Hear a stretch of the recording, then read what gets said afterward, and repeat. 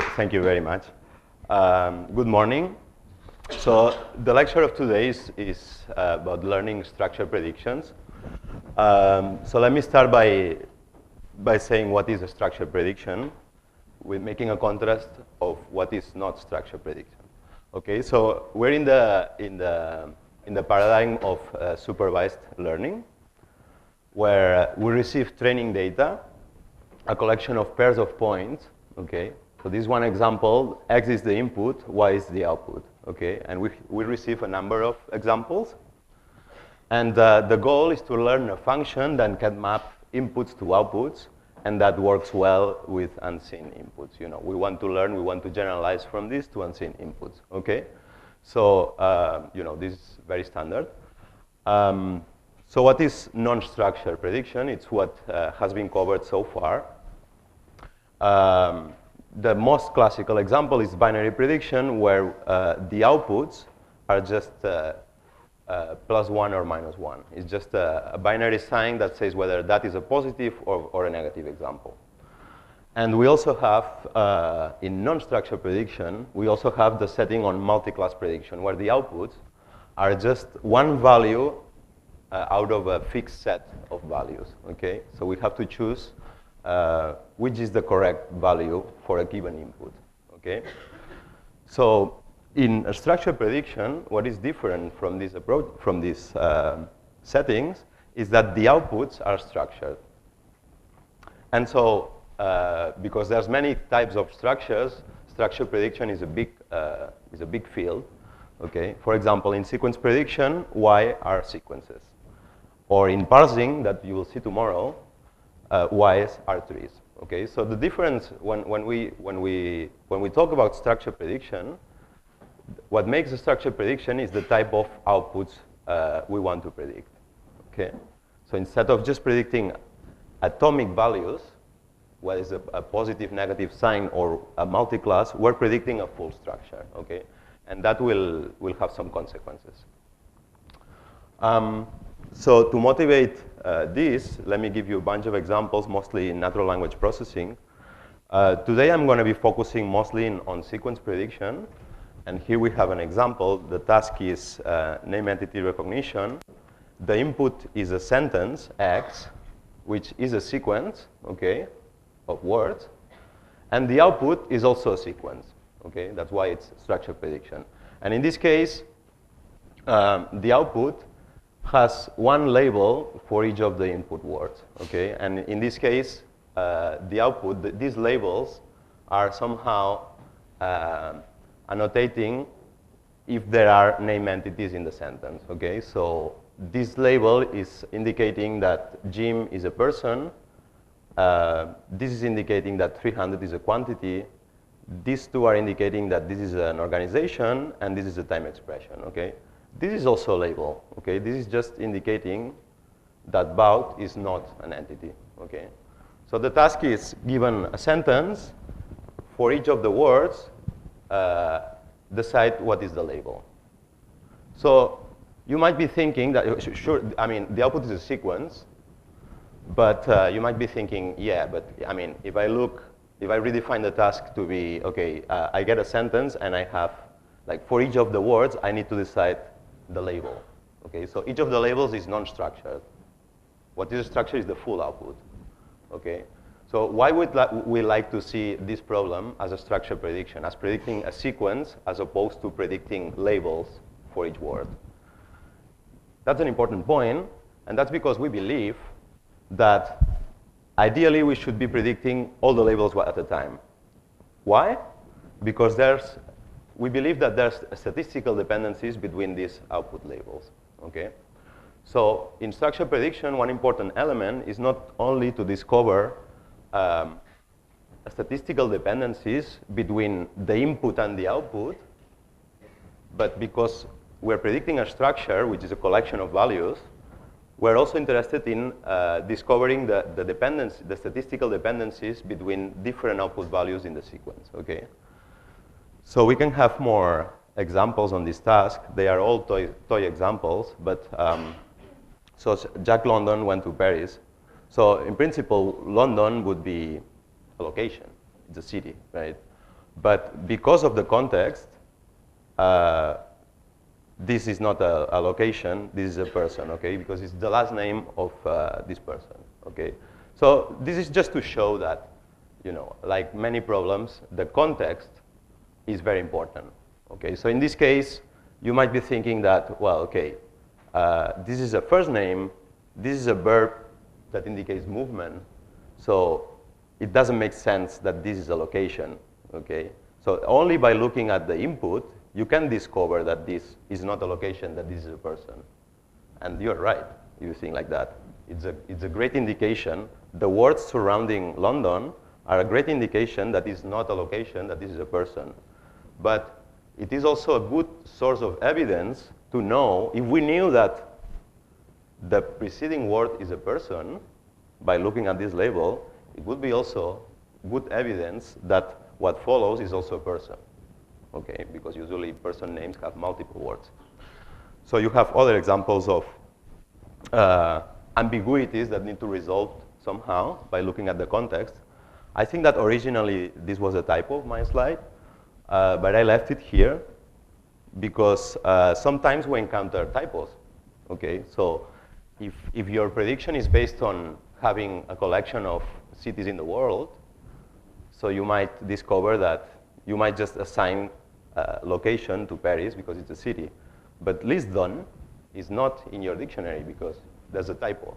Or maybe it's not a typo, maybe it's a new city or a new place, okay? So irrespective of whether the word is known or not, I mean, we all know that this is a location irrespective of if it's similar of Lisbon or not. Why? Because Jackie went to, so it needs a location, okay?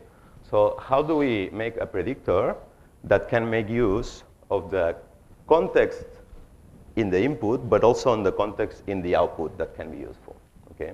So this, the lecture today is about that. So there's a number of problems that involve predicting sequences. In NLP, there's many.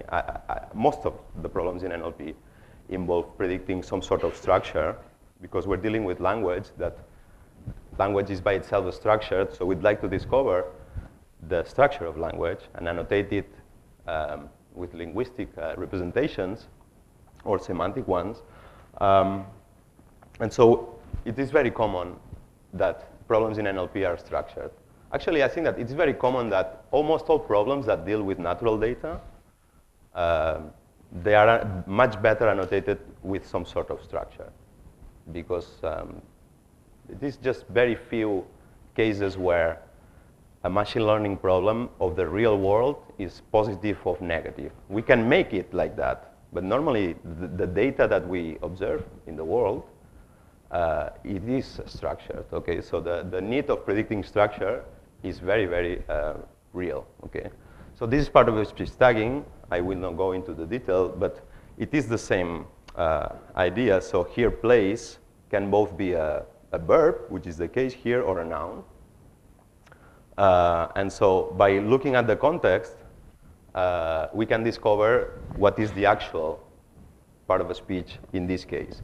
And again, you could do this prediction by just looking at the input, but if the surrounding tags were available, you would have a lot more evidence to do that. So tomorrow there's a lecture on syntactic parsing. Here the structures get a lot more interesting because it is not the case anymore where you can think, yeah, okay, you're asking me to produce a sequence, an output sequence, but I can easily turn it into classification because each word needs a classification and that's it. So how do you turn this problem where the input is a sentence and the output is a tree represented like that? How do you turn this into classification problem? You can do it, but in many cases, we'd like to see the structure as something that needs to be predicted altogether because there are dependencies, both structural, it needs to be a tree, and a statistical ones. So the fact that knowing that there is an edge somewhere here might be good evidence to predict some other edge somewhere else. So how can we make this prediction altogether, okay? And you know, there's many examples, machine translation. So this was more than 10 years ago. The input is a sentence, and then the model predicts a big structure that involves some syntactic representation, and that kind of includes the translation. So the shape of machine translation systems today changed quite a bit. But the point is that in many cases, we want to unravel some sort of structure underlying sentences that is helpful in order to do a translation or do some semantic interpretation or you name it. Outside NLP, computer vision, okay, the input is a picture, and we want to detect objects. So how do we do that? We can define a grid.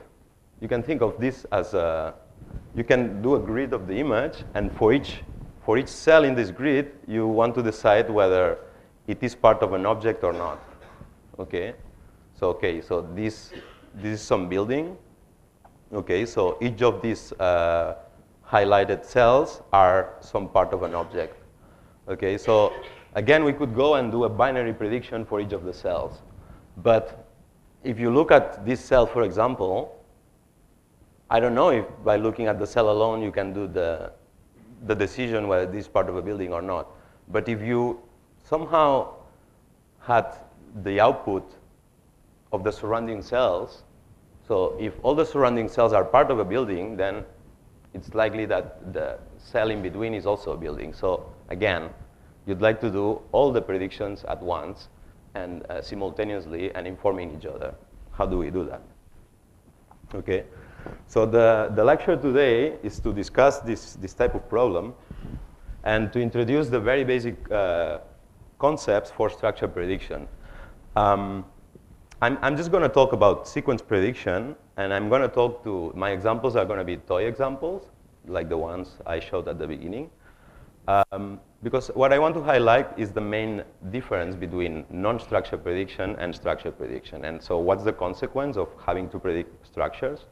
And so what are the main paradigms? What are the main ideas? So I will concentrate on one certain model for sequence prediction, but I will not give a full overview of everything that exists, because there's really a lot, because each problem is defined by a certain output structure, and you need to approach it maybe in some specific ways.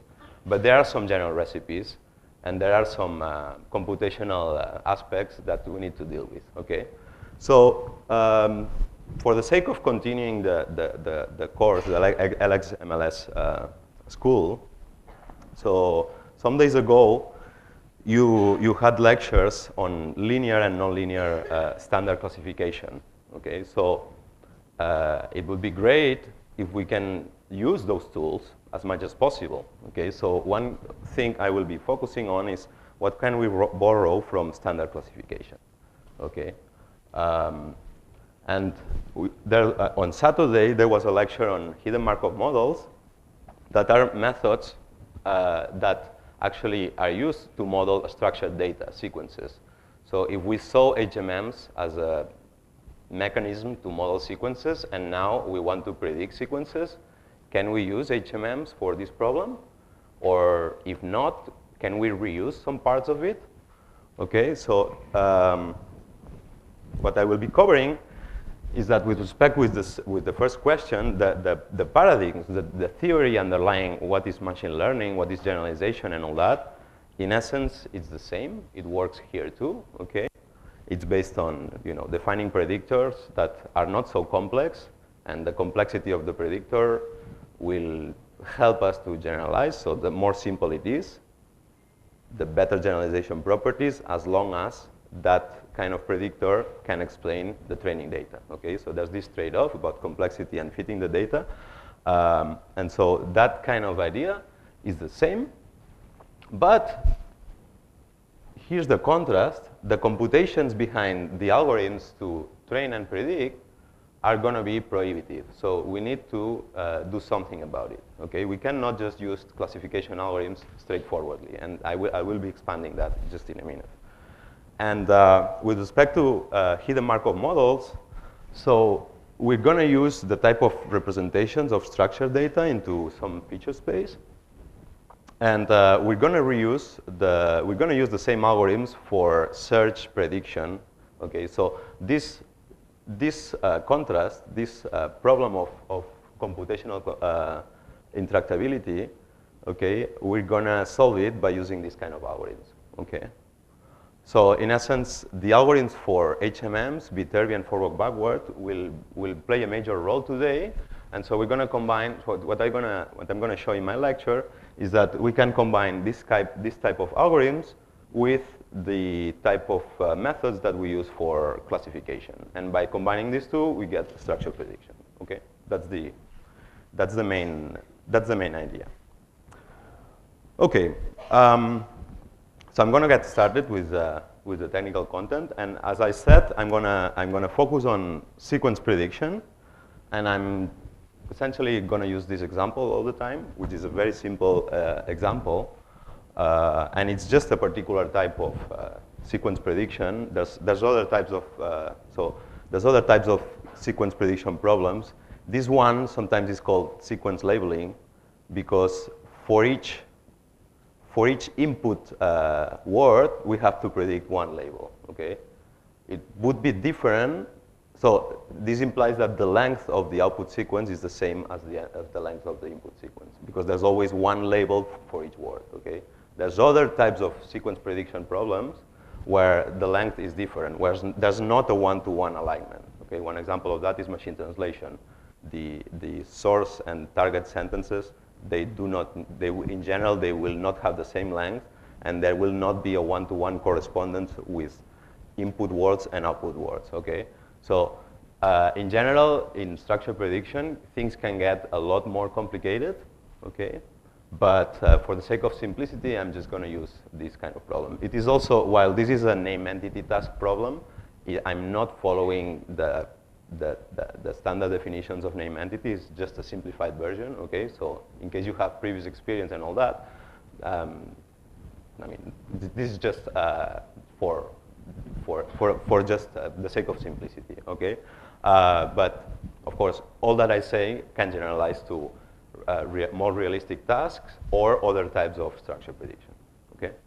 So if there are questions or comments, I would really enjoy that you don't hesitate to ask. It's much nicer if there's participation. So feel free, okay? Good so far? Yep, okay. Okay, so let's look at the shape of the problem. Okay, let me introduce some notation. It's not it's simple notation, but it's going to be useful to have it. So X is a sequence. There's the mouse here. There we go. X is a sequence. You can think of words, but it could be anything. Okay, N is going to be the length of that. Okay, X belongs to some domain of words or whatever. And Y's are labels, okay? And there is a set of labels, okay? And so the goal, we have pairs of input-output examples, okay? A number of them, and we want to learn a predictor that maps inputs to outputs, and that works well on unseen inputs, okay? So works well is highlighted because, I mean, if you go to theory of machine learning, they can spend several chapters and lectures explaining what works well means. Okay, works well means that it generalizes. Okay, but I'm just going to cut all that. Okay, so when I say works well, I mean that it needs to generalize and should generalize with respect to a distribution and all that. Okay, and so Y's in my examples are going to be structures. It turns out that X are going to be sequences. X are also going to be sequences, okay? So before focusing on learning, we need to understand what is this function, okay? So how do we define a function that can predict sequences given an input sequence, okay? I'm going to spend half of the lecture until the break just commenting of what is the form of our predictor, okay? And in the second part, we're going to discuss, once the type of predictor is understood, we're going to discuss how can we learn it from data, okay? So this kind of machine learning goal, we leave it aside and we focus on this question. What is the form of our prediction model? And I'm going to start by understanding one critical aspect that makes it, this is the aspect that defines what is a structure prediction, okay? So if the output labels are these ones, it's just a set, in my case 3. So what is the solution space? So let's say that we have this input, okay? We can understand the solution space as follows. So for each word, I just have the 3 possible labels on it, okay? And every path is a possible solution. So if I take the blue path, I'm labeling person, person, nothing, nothing, location, okay? And if I take the red path, the blue path happens to be the correct solution, okay?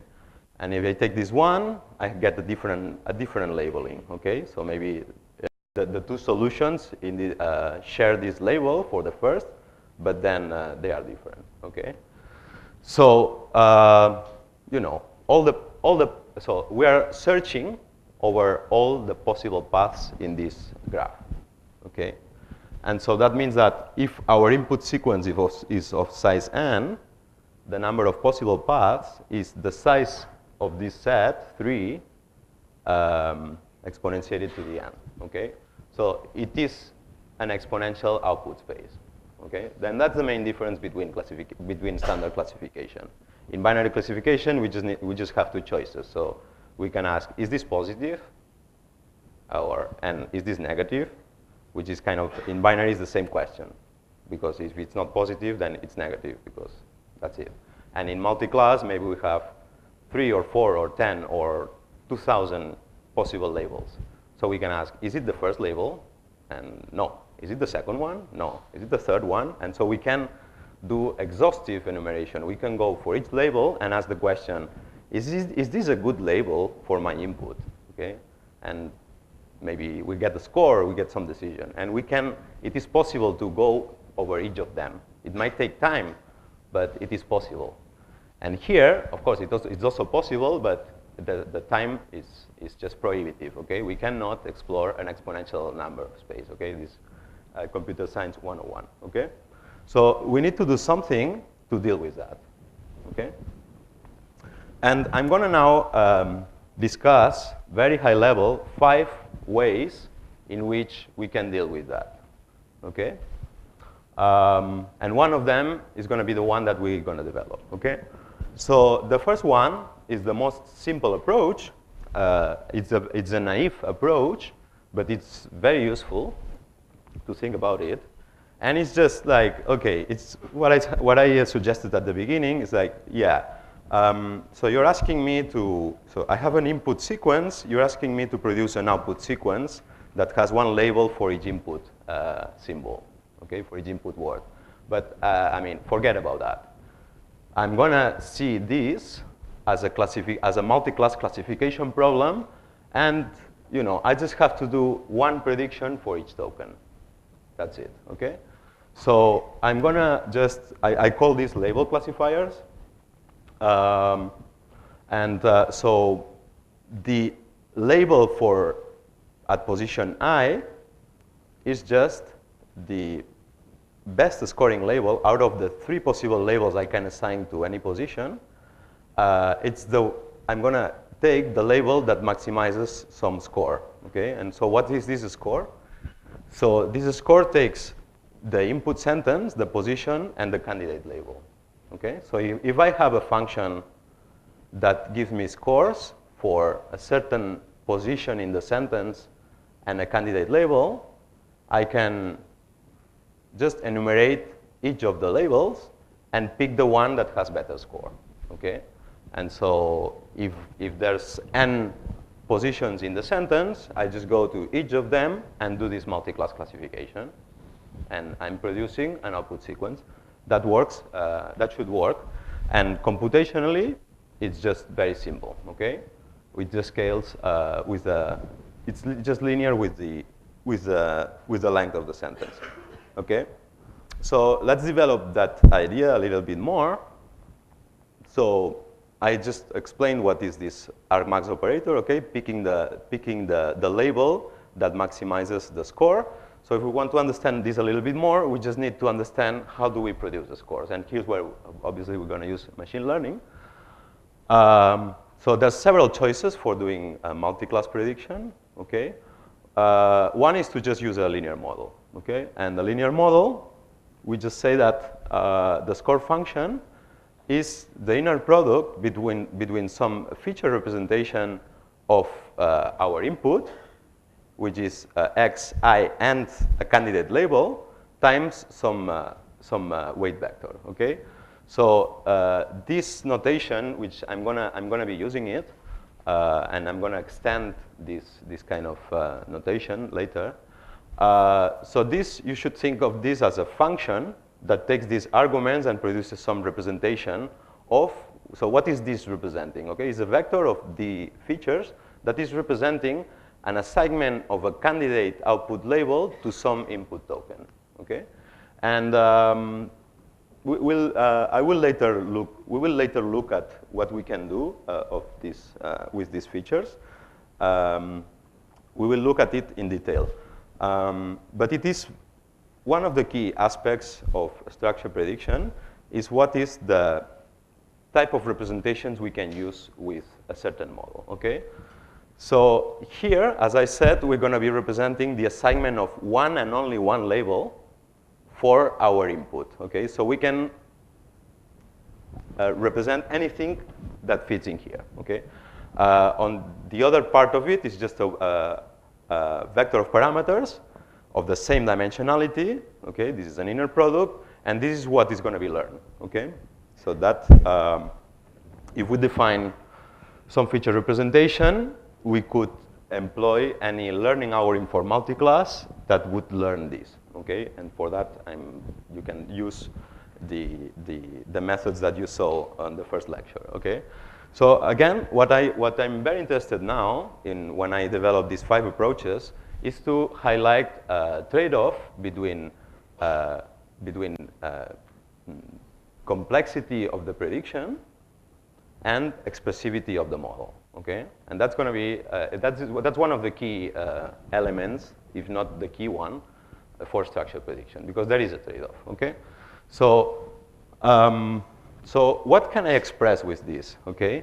I can capture any interaction, any statistical dependency between my full input sequence, X, and one and only one label, okay? Why one and only one? Because that's what I decided to, how I decided to approach the problem. I'm going to just look at individual assignments of labels to some input which is structured, okay? So here, I'm keeping the input structured as a full sequence, and I'm pointing to a position, and I'm doing a multi-class classification. So I just got rid of the structured output, okay? So this is indeed very useful because there is a lot I can capture with that. So any property of the input, I can capture it with this type of representation. So I can capture the current world, whether it's London, Paris, or whatever. I can capture the surrounding world, whether I'm tagging London, but I have Jack before London. So maybe it's not a location, maybe it's a person because Jack is next to it or went is next to it. So, okay, so I can capture these kind of things. I can capture capitalization, which is very useful for name entity. I can capture prefixes, suffixes, gazetteers. So I can, anything that I can capture from the input, I can put it here.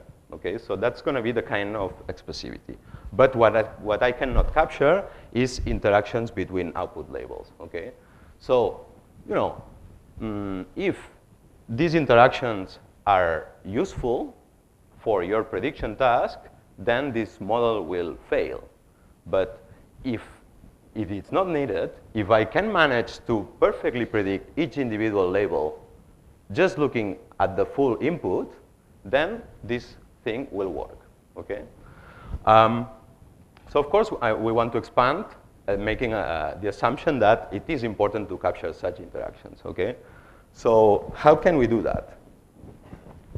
How can we change this such that instead of representing one input sequence and one label, I can capture somehow interactions between labels, okay? So here I'm going to outline approach number 2, where I'm going to use an HMM, okay, what Noah introduced on Saturday. So HMMs, I'm just going to briefly describe what an HMM is. And then in the next slide, I'm going to discuss why we don't like HMMs for sequence prediction, okay? So what is an HMM? It's a structured formalism to model the generation of sentences, okay? So it's a kind of a machine, okay, that I turn it on, and it's in some state, and it generates, you turn it on and you say, okay, generate, and it generates one state, and then from that state, it generates one word. And then you keep going, and it transitions to another state, and that generates one word. And it transitions to another state and generates one word. And you keep going, and with this is called a stochastic machine, okay? It's something that generates sequences given some states, and then this process is stochastic, namely it's driven by some distributions, okay? It's probabilistic. So at the end, this whole machine is going to generate a distribution over sentences, okay? Okay, good. So can I represent my problem here? Yeah, I think I can, because I can set the HMM such that the words that are generated are my sentences, and that the states of the HMM are the labels I want to predict, okay? So I assume that there is a machine that generates sentences by going over states that are what I want to predict for the sentence, okay?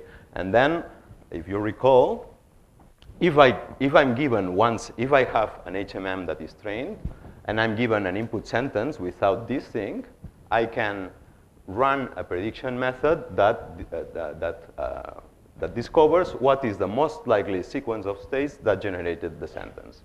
And so if I run that, I will for sure get a labeling of my sentence, okay? So in terms of a black box, it works. So it will predict output labelings given an input sentence, okay?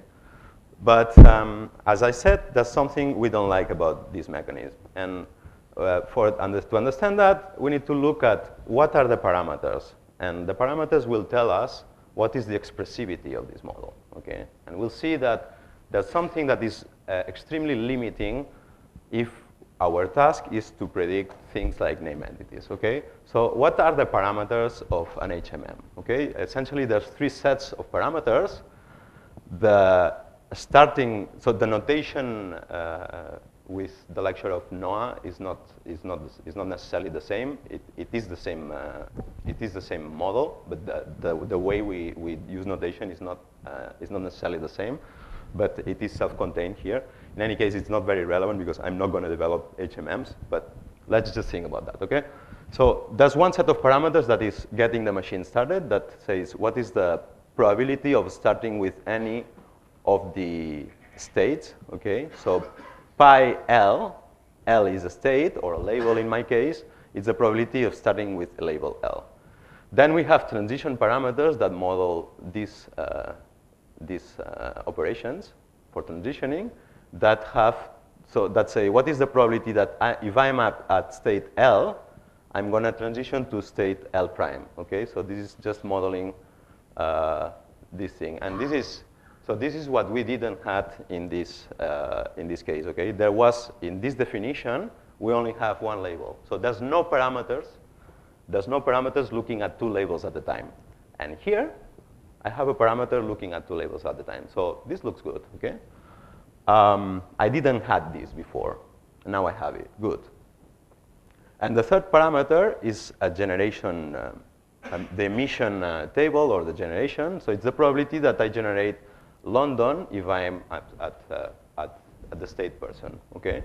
So in principle, it looks good. As I said before, there's some probabilistic expression of what's the probability of a joint, the 2 sequences together, okay? A joint probability of input-output sequences. And you can do learning. I'm not going to develop this.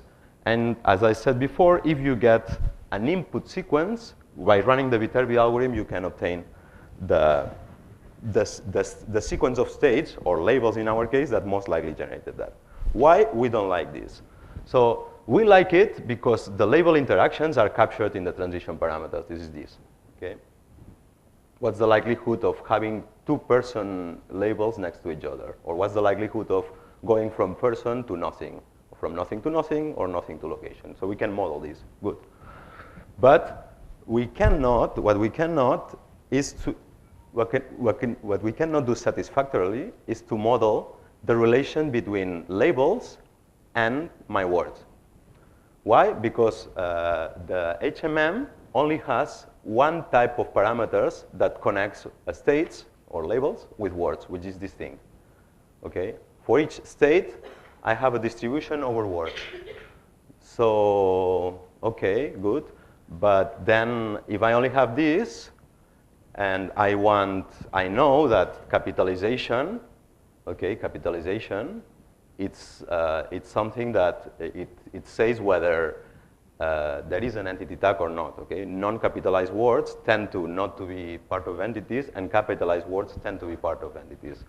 So it is not, I mean, this type of information that is at subword level, it's a subword level information, it's not clear how it fits here. So for sure, if I want to, so what I could do is to redefine an HMM such that instead of having this parameter, I break it down into two distributions. So first generate the word, whether it's capitalized or not, and then if it's capitalized, generate the word, or it's not capitalized, generate the word. So I could redefine this, but okay, that would maybe work for capitalization, but then what about prefixes and suffixes? So this information is redundant by itself, okay? One thing is not independent of another. Also, how do I take the previous word and the next word? This is extremely, this is evidence of the tag, okay? Looking at the surrounding words, but it's not clear how I can capture them, and it's not clear how I can capture combinations of these. While if I do standard classification, there's no problem. I have total freedom in having any sort of feature of the input, okay? So why is this happening? Okay, why I'm tied to certain features, which are these ones, okay? Why I can only use these features? Why I cannot use that? Because the HMM is designed with an independence assumption that says, given a label, the token below it is independent of anything else. So we are defining an HMM such that, precisely, we know that whatever is here is independent of anything else. So it is just not, by definition, by construction, it is just not possible to look at the next word and the previous word to make influence of the state of here, okay? It's just not going to be possible. So, and the reason because of this independence assumption is because HMMs were not designed for prediction. We're not designed to predict the states given input sequence. We're designed for the opposite, to have a model of generating sentences, okay? So if we turn it the way around, we have limiting, the expressivity is very limited, okay? So if we use HMMs, we have interactions between output labels, but we lose all the advantages of using classifiers that independently make predictions, okay? So, okay, let's go to a third approach, which I'm going to call transition-based sequence prediction, okay? And the name is kind of very big, but the idea is very simple, okay? So let's go back to the first approach of thinking, okay, I have classifiers, let's use classifiers, okay? Because with a classifier, I don't have restrictions at looking at the input, okay? So I'm gonna, from now on, I'm gonna use classifiers and modify them such that I have access to more than one label at a time, okay? And you know, probably at the beginning, when I just said, okay, let's predict each label independently of the others, it's like, okay, so maybe you have some parallel machine and you do things in parallel and they are really independent. But normally, if we have just one machine, we're going to go to the first word, make the prediction, and then move to the next word and make the prediction, and move to the next word and make the prediction. So, I mean, when you are predicting the third word, you actually have at least the previous ones, right? That's just so obvious that, I mean, what I'm talking about, right? So you have it, okay? So if you have it, why don't you use it? Okay, so that's this approach, okay? I'm gonna predict the label at each position, but I'm gonna just establish that the predictions go left to right. In approach number 1, it wasn't clear how did I predict each of the labels. Now I'm gonna establish that it's left to right, and this buys me that I have access to the previous predictions. Okay, so I can now add the prediction. So if I'm predicting the label at position I can make use of the predictions from position 1 to the previous position, okay?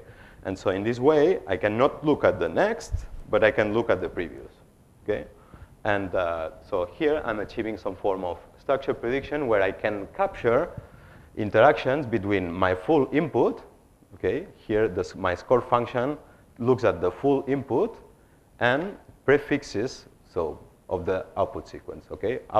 So of the output sequence, I can look at anything that comes before, okay? So this is good in terms of expressivity, okay? We don't have the full sequence, we have part of it. But there is a problem, and the problem is that, so this argmax, okay, no, this argmax is our labels, okay? But if we think about all the possible output sequences in the exponential space, this search is going to be approximate, okay? It's going to be, so we're taking greedy steps here, okay? So whenever we make a prediction that this is London, we are believing that this is the correct one, okay? So namely, we are believing that that's not going to be a mistake, or that it is not important to look at what comes next to make this right, okay? So if we made a mistake here, that's it. There's no way we can correct it, okay? So I'm not going to develop why this is approximate, but I think that it is clear that you commit to one certain label, and then you cannot revisit that decision, okay? So instead of transition-based, sometimes people call this a greedy sequence labeler, because you just take greedy steps, okay, first, second, third.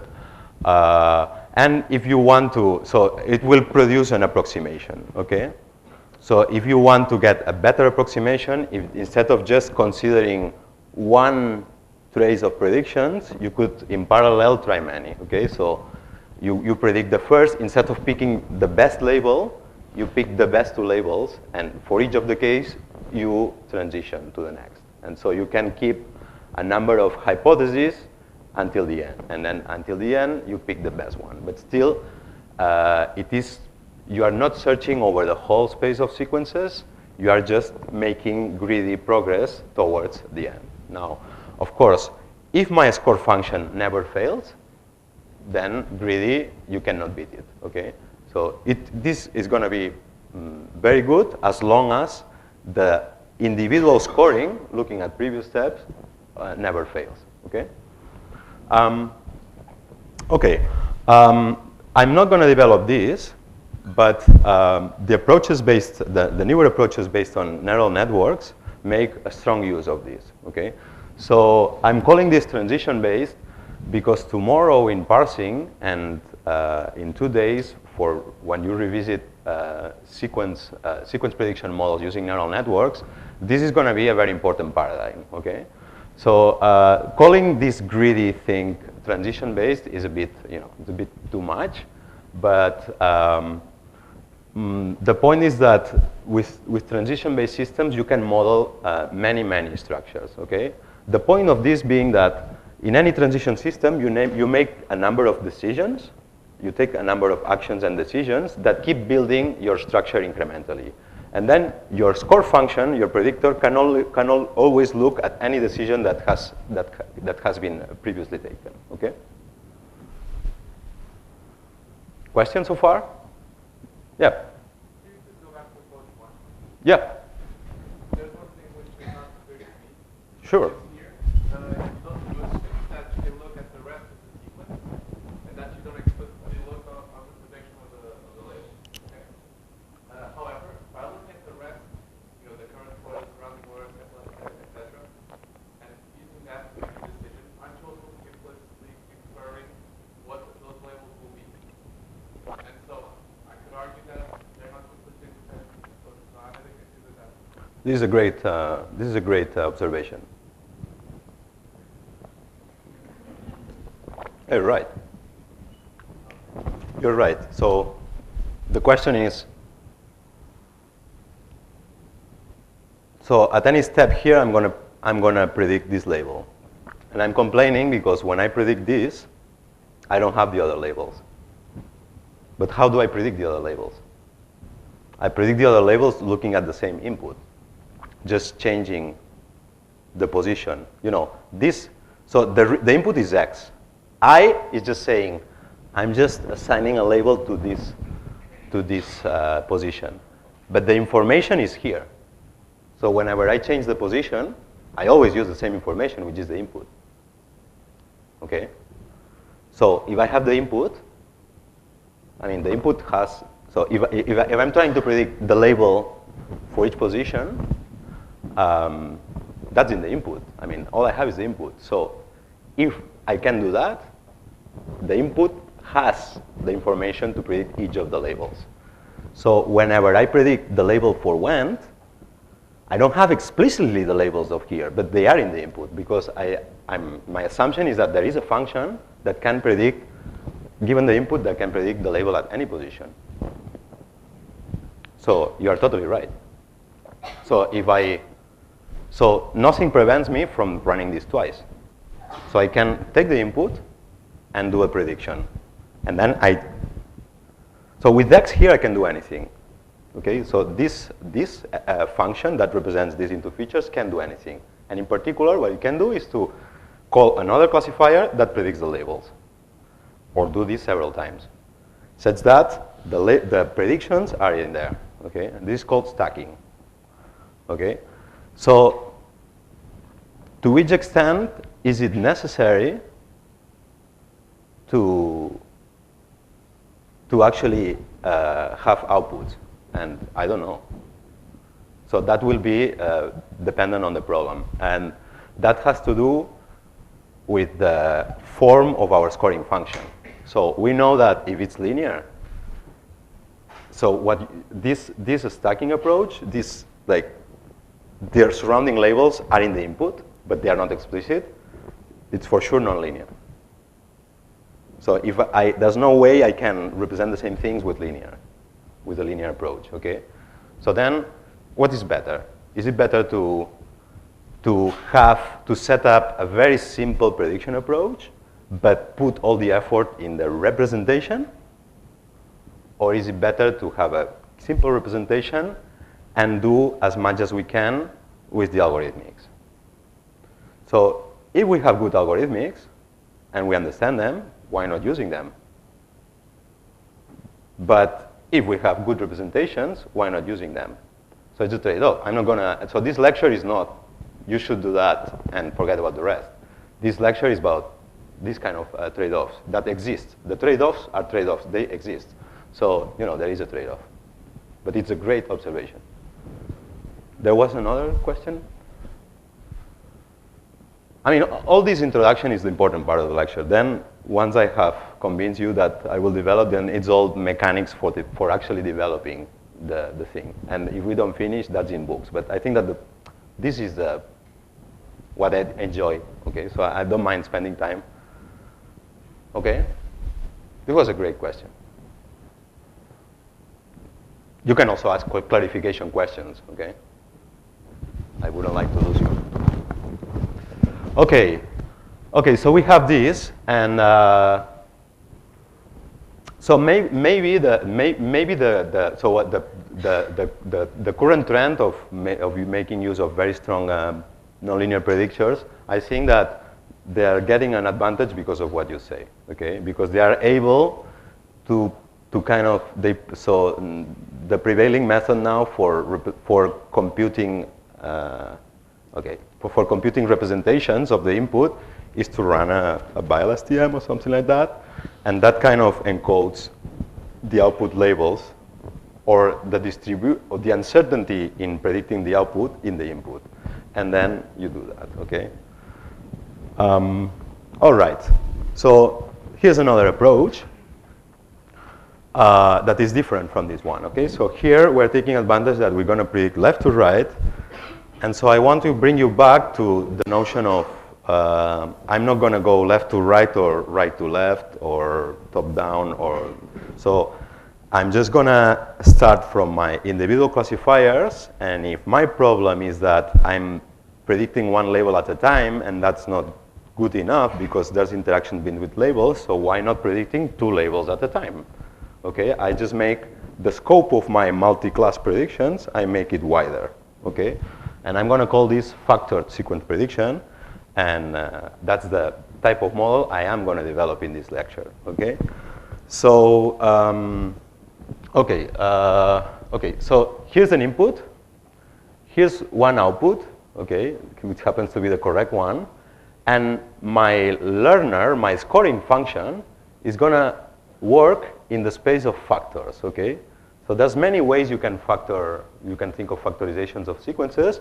I'm just going to use the simplest one, which is label bigrams, okay? A label bigram is a pair of adjacent labels, okay?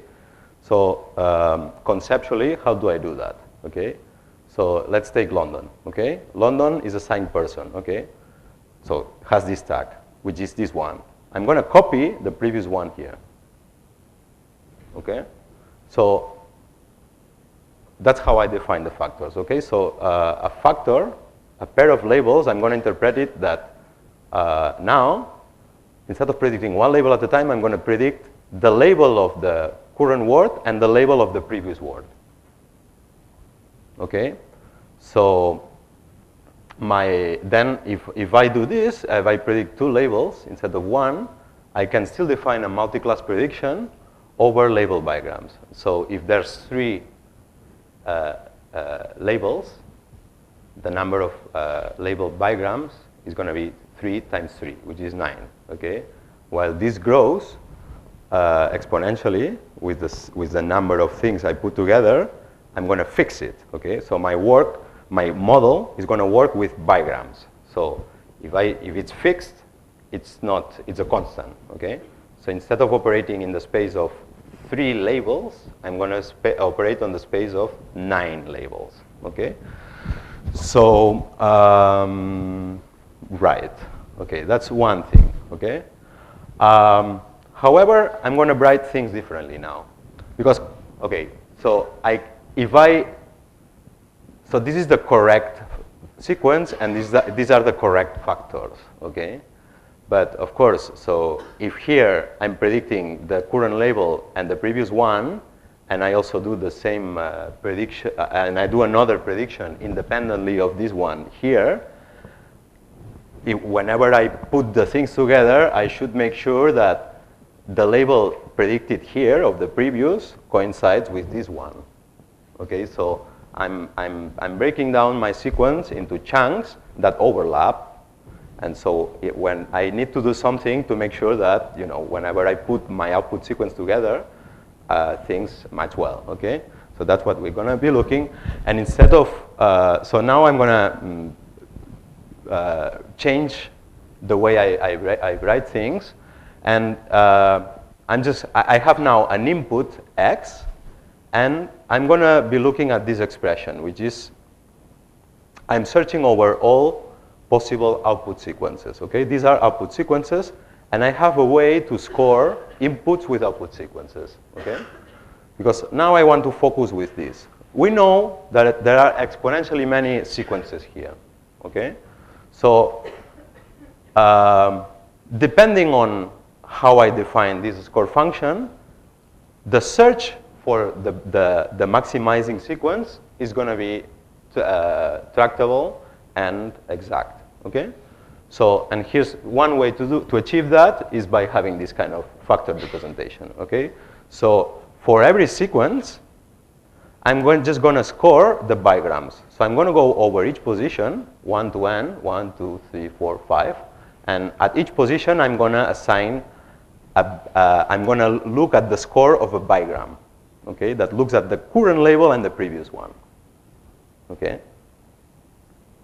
And so if I have this expression, if I say that the score of a full output sequence and an input sequence is the sum of scores at bigrams, then what I can do is learn a function, and that I will develop that in next or in a couple of chapters.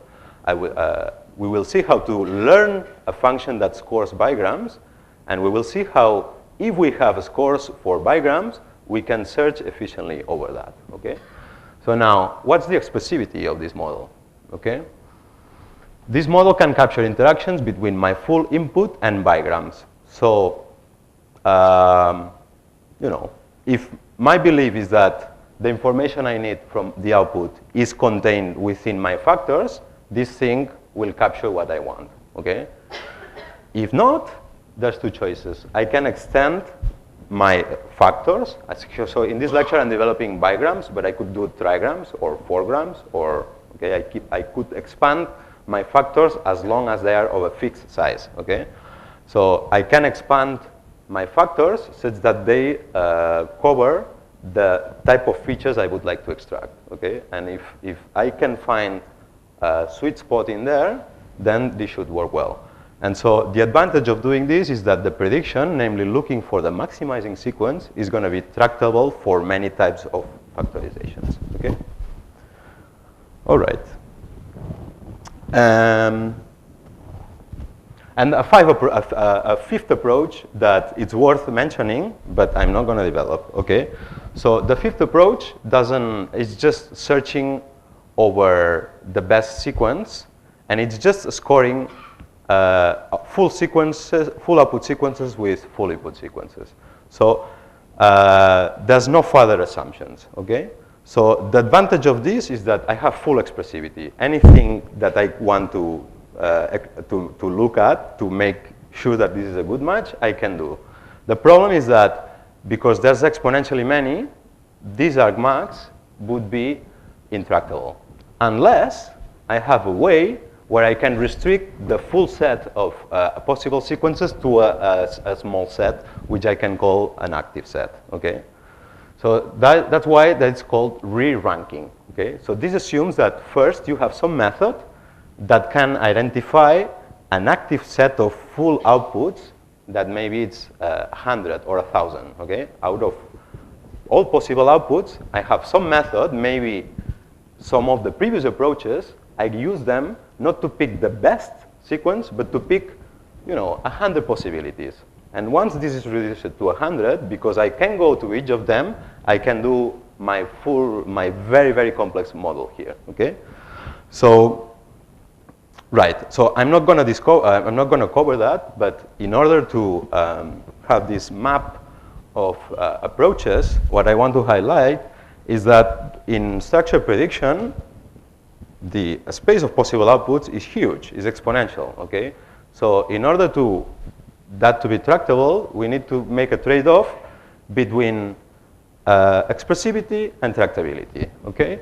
So if we want to have unlimited expressivity, then we need to make something to make that tractable. It's just not possible to enumerate all possible sequences. So one way is to just, okay, somehow I know that it's one of these 100, okay? So I need to do something. On the other end, it's just, okay, I just look at individual labels. Then my expressivity is very limited.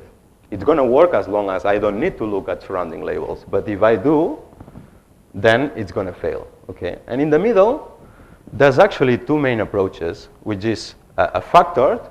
I just break down my full structures into small pieces, and I score each of them.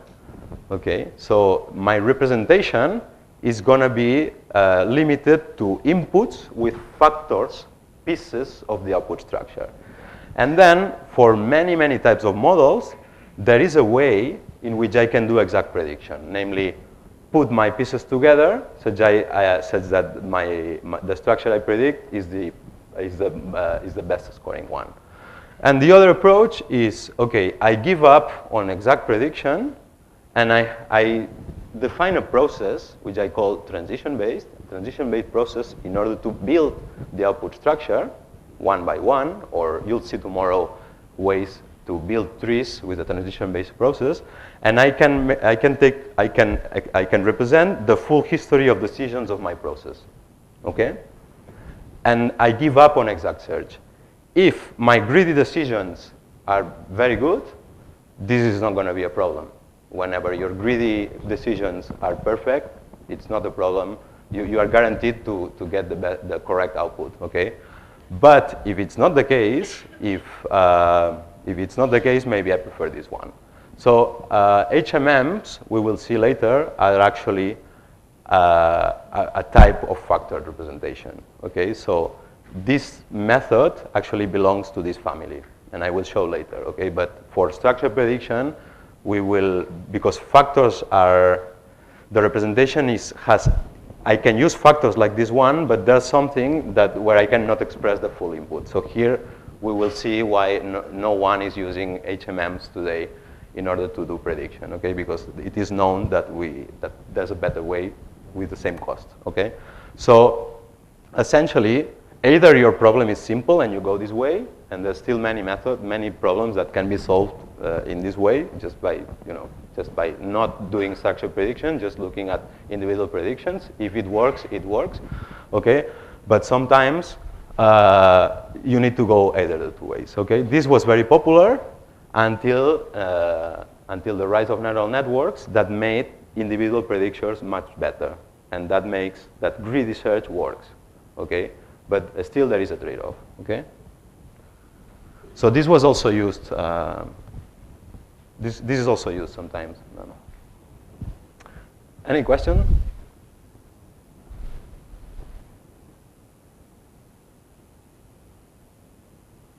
Okay. So the rest of the lecture, I'm gonna develop this, okay?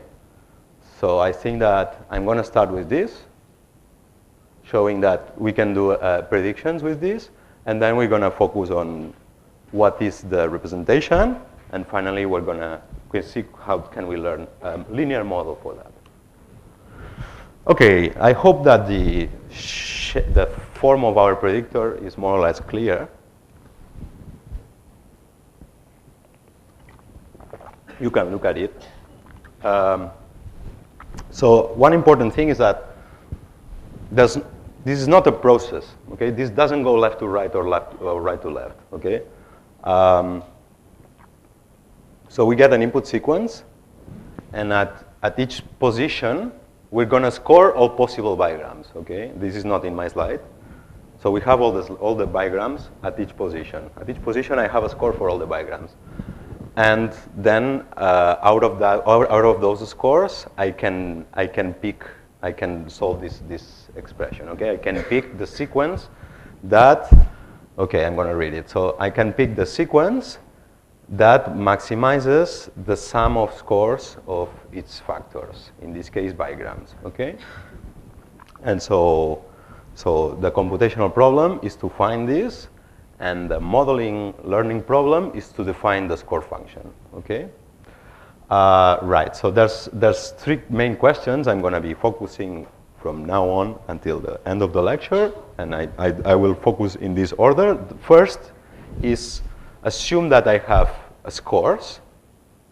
How do I solve the argmax? So it's an algorithmic thing, and I can tell you the solution. We're going to use Viterbi, but the question is why, okay? Right, so once I convince you that this is a tractable, if I take this assumption or this factorization, I can do exact predictions. So then we're going to look at how do we model the score function, and what can I represent and what can I not represent. And not only that, but I will only discuss linear scoring functions because Chris Dyer is gonna come in 2 days from on Thursday and convince you that you should use nonlinear and forget about all this. But please attend. I mean, for now, at least give me 1 hour and a half to just concentrate on this, okay? Before you put it to trash. And it's not completely right because all the neural networks, they use a CRF layer on top of that, okay? At least the ones that, okay, I see. And then how to learn this, okay? All right. So predicting. So whenever we think of prediction, it means that we already have a model, okay? The model is trained, and so I have a function that if I give an input sequence, a position, and a bigram, the bigram here is AB, okay? So B is going to be the label that is on top of this, and A is going to be the previous one. I don't have a picture, but it's just that, okay? So I have scores, and then I'm given an input, so I can run this function, okay? And my problem is to do this, okay? I have the scores. At each position of the sequence, I have all possible values for all possible bigrams, okay? I do that. And then I have all this pile of scores, and I want to build a sequence that maximizes this expression, okay? So I can use Viterbi, and it will take linear time in the length of the sequence and quadratic time with respect to the number of labels. So, right, okay, this 2 is the number of labels we have here, okay? If we want to extend I'm going to call this the order of the factored model, okay? And I'm going to only discuss bigrams because it's just the first thing you find after unigrams. So if this just one, note that this, if I just remove this, the previous label, I just have independent classification, okay? And this is trivial, and it's linear, and at each position I need to score, so this would be a 1, okay? And so the more labels I put together here, the higher is going to be the exponent, okay? I mean, I still haven't discussed Viterbi, but I mean, I think that this is the important part. Then there's going to, now I'm going to show you the mechanics of Viterbi, but I mean, the statement is this one, okay? And so then the mechanics, I'm just going to validate this, but the statement is this one, okay? With this slide, we could move on, okay? Now, because this and this is fixed, I care about finding a sequence. I'm going to just use a shorter notation, okay? I just need the position and a candidate bigram, okay, to go next. So I'm just going to use this notation, okay? So here's what I'm looking for, okay? I have all these scores, and I want to find the sequence of length n that maximizes this tiled factored representation, okay? Same thing, okay? All right, so what's the intuition? The intuition is that, so because a sequence is scored by scoring each pair of things, so the intuition is that if I have 2 output sequences, so this sentence and this is not exactly the same. I don't know why I did that. But if I have 2 sequences that are exactly the same, except in one position, then I know that the score of one sequence is the same as the other score, but changing the scores of the bigram that changes. Okay, so maybe, okay, the way we read this is that this is the first token, and this is the last token. Okay, so maybe this is a sequence that goes from position 1 to position I minus 1, okay? And this is some sequence. For each position, I have some output tag. And what I know is that at this position, the prediction is person, okay? And maybe I have, for the same span, I have another sequence of tags, and I just remember the last label, and here is location, and here is nothing, okay? So I have 3 sequences that go from position 1 to position I-1, and of each of them, I just remember the last tag. I don't care. For now, I don't care what is here, okay? But it's just one sequence.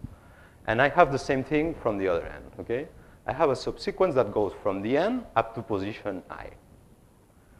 Meaning that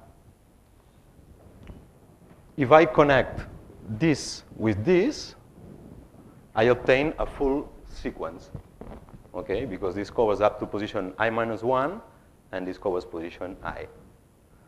And because the tag here is person, and the tag here is person, I know that if I put together, if I concatenate this with this, the tag here and here are person, person, okay? And so, okay, maybe let's look at this one. This is location, okay? So I have 3 ways to combine this with the rest, okay? So concatenating this one and concatenating this one will not change the score of the contribution of all the tags here, okay? Because it's just a sum, okay? It's just a sum. So I know that whatever are the sequences here, the score of this and this is the score of this, plus the score of this, plus the score of the bigram that goes location and location at position I, okay? Or the score of this one together, concatenated with this one is the score of this, and the score of this, and this is score. The score at position I of location and person, okay? So it's like if I have chunks of sequences and I put them together, I just need to update so the score of the concatenated sequence is just by putting together the missing bigram, the missing piece, okay? Okay, so this is an intuition that with this kind of scoring, I can just concatenate, cut and paste, and whatever is in the middle will not change because the tiling of bigrams only affects at the concatenation points, okay? So the Viterbi takes advantage of that, and actually it's not as fancy as this. What it does is to build this until the end. You could also think of a Viterbi that does like, but I don't want to confuse you. So assume that we have the best subsequence up to position I-1. So this goes to the beginning to the position I-1. And I have 3, so because I have 3 labels, I just keep 3 subsequences up to each position, okay? One ending with person, one ending with location, and one ending with this no tag, okay? So let's assume that I give you this. And now I ask you, what is the best sequence that goes up to position I and has tag location? So I'm asking, what is the best sequence that gets up to here, okay? Position I, and so location. So it's one of 3 approaches. It's one of 3, okay? Either I start with this one, and I add the bigram person location, or I start with this one, and I add location, location, or I start with this one, and I do nothing, location, okay? If I do this, it's just 3 cases, so if I do that, I will get, I'm extending this best subsequence that ends with location, I'm extending to one more position, okay? So you could think of the Viterbi algorithm just starts with empty sequences and keeps doing this update for all the positions and all the tags until the very end. And until the very end, your best subsequence turns out to be the best sequence, okay? So this is the intuition of Viterbi. That's how it works, okay? Right. So here's just one screen where we have a full definition of Viterbi in a declarative form, okay? I'm going to read it. So it's a dynamic program. I bet most of you are quite familiar. Noah talked about this algorithm, and I bet that many of you maybe already know the Viterbi algorithm because it's one of the essential algorithms in NLP. Now, maybe some of you don't know that, okay? So I believe that an algorithm, you need to work it out, okay? So if you know, maybe you already know it. If you don't, so maybe you want to go and work it out until you understand it. So I'm not pretending that while this is self-contained, I'm not pretending that you will understand perfectly Viterbi, okay? You need to get familiar with these expressions, and turn it into algorithm, program it.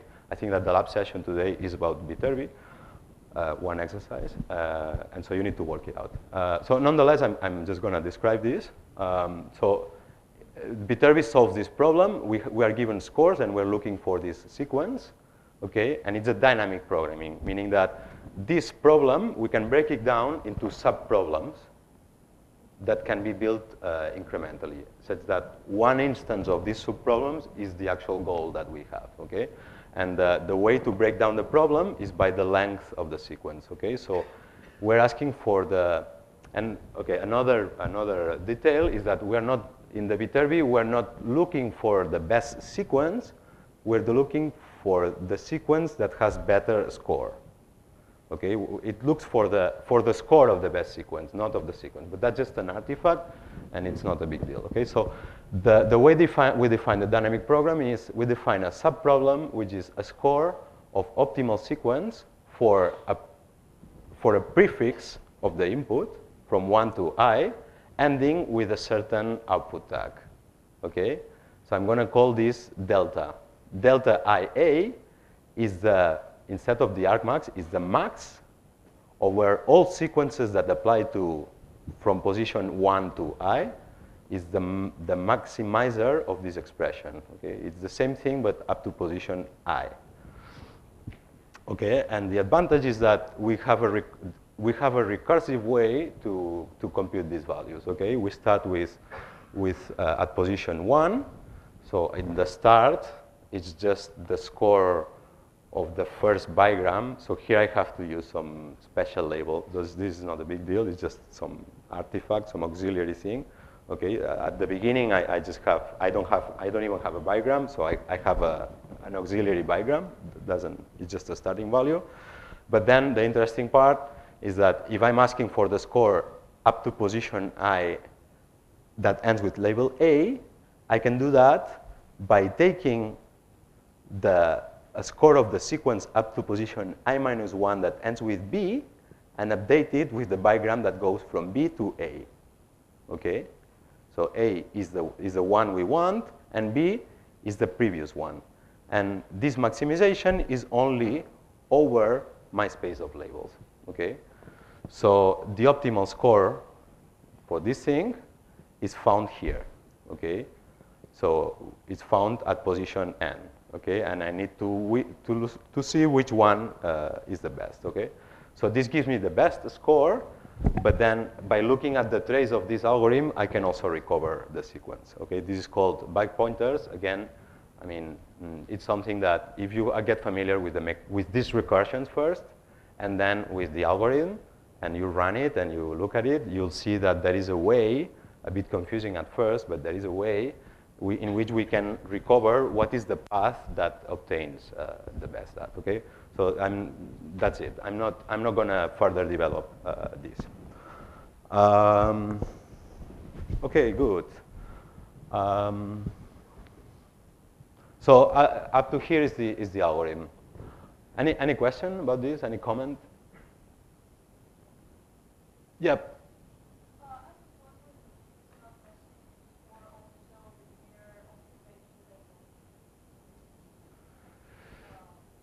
Right. The observation, that means the emission? Yeah. Right. Good question. So this is to make the parallel with HMM, with Viterbi for HMM more clear. Okay. So in HMMs, every time we update, we need to take care of the transition and the emission. But here, so yeah, the question is, yes, we need to take care of that. but the answer is that we already are taking care of that, okay? Because our scores, our scores here are both, okay? So here I'm, I don't see if I have a way to do that. Yeah. So here I'm considering the transition from I-1 to I, and the emission. So here I can take, if my model is an HMM, so this is a more general version of what Noah showed. Say that my model is an HMM. What are my scores? It's going to be a little bit more tricky, but so my scores would take the transition between I-1 and I, and the emission from yi to xi, okay? Now, if you look at the slides, you'll see, hey, but here you are using a sum, and Noah was using a product, okay? So it's not the same expression. And I will go and say, yes, it is, because you can take the logs of those products, and you'll see that the products of probabilities are the same as the logs. If you do the log, then you get sums of log probabilities. And the maximizing, so if you have a maximizing of a product of scores, and you take the log, then the maximum sequence is the same. So the log preserves the maximum, okay? And there is a relation between HMMs. So probabilistic HMMs are factor models in the log space. And I have a slide later for that, okay? It's a bit math heavy, but it is that, okay? So the short answer is yes, it's the same. And the short answer is that our form of scores for bigrams in a position include whatever you want. For example, transition and emission parameters of an HMM. It's just a more general version. But it is a good observation. Thank you. What else? We're going to move on. Last chance to ask for algorithmic. Yep? When we have a sequence, and every word can have every possible.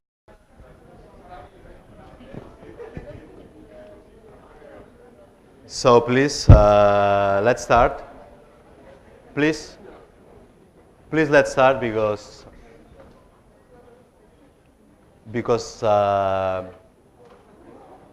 I'm running late with respect to what I thought I would cover. It's not a big problem, but then let's try not to lose time. I will have to cut something. I will cut the math, but so okay, let's move on. Yeah, please sit down. Okay, so we discussed what is a structure prediction. I showed you a number of approaches. There's expressivity and computation trade-off.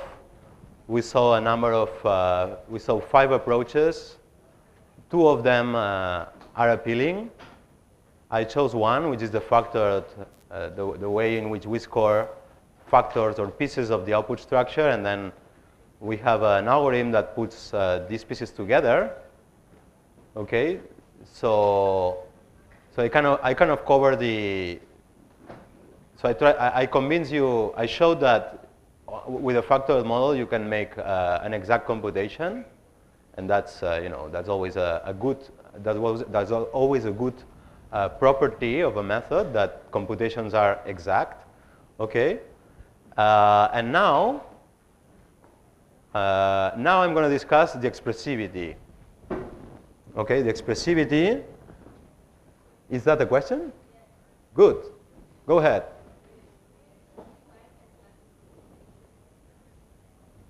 I didn't hear. Can you close the door, please? There's people coming, right? When they come, they will even do more noise. Once again. Yeah, Mike. Thanks. Could you just define the term exact computations? Yeah, sure. The exact computation means that this algorithm picks the sequence that maximizes the score. And what's the alternative to exact The computation? alternative is that you pick one sequence that maybe has a good score, but it's not the one that has the maximum score. Okay, so what the greedy algorithm, for Right, example, so we would call give us. that approximate, and we call that approximate, and there's a lot of I mean part of computer science deals with good approximations, right? So for any, I mean, most interesting problems in the world like are NP complete and all that, and you know you need approximations. So if you have good approximations, so in particular if you're scoring so there's two things, okay? So if yours, as I said before, if your local scores, if your scores of factors are very good, or if your scores of your decisions are very good in quality, then the grid solution will work well, one thing. Another thing is that so let's think of this model. Oh yeah, I have exact inference. This is called inference sometimes, or search for the solution, or whatever. There's many names. Yeah, I use sequence models, factor models, because I get the exact solution. But so meaning that I get the sequence that gets the best score. But maybe what I'm not telling you is that my scores are rubbish. So what's the point of getting the score? I mean, if your model is not good and the scores are not correlated with quality, then I mean, picking the best one, it doesn't make sense, right? I mean, it's just it will give you the maximum scoring sequence, but it doesn't. It might not be correlated with quality. Okay, so in order for your scores to be good, you need to make sure that the expressivity of the model is the appropriate one. Okay, so if you have a model that can exploit the right features, the right expressivity, and you have a method to obtain a good sequence with respect of the scores, or the exact best sequence, then that's what you want. Okay. But you need both, okay? You need a good scoring, and you need a good way to search for the prediction. Now, there's the Viterbi algorithm that exists. So if it exists, why not using it? Okay, it's the toolbox of computer science. So why not use algorithms that are other than greedy, okay? And so Chris Dyer, in 2 lectures, will say, forget about search. Just use greedy and make sure that your local scores are good. Okay? Okay. But again, I mean, sometimes, I mean, if you have an algorithm that can look for a solution and can find the exact one, why not using it? I mean, okay. So now I'm going to discuss expressivity. Okay? And I'm going to start. So the important part is this, linear. Okay?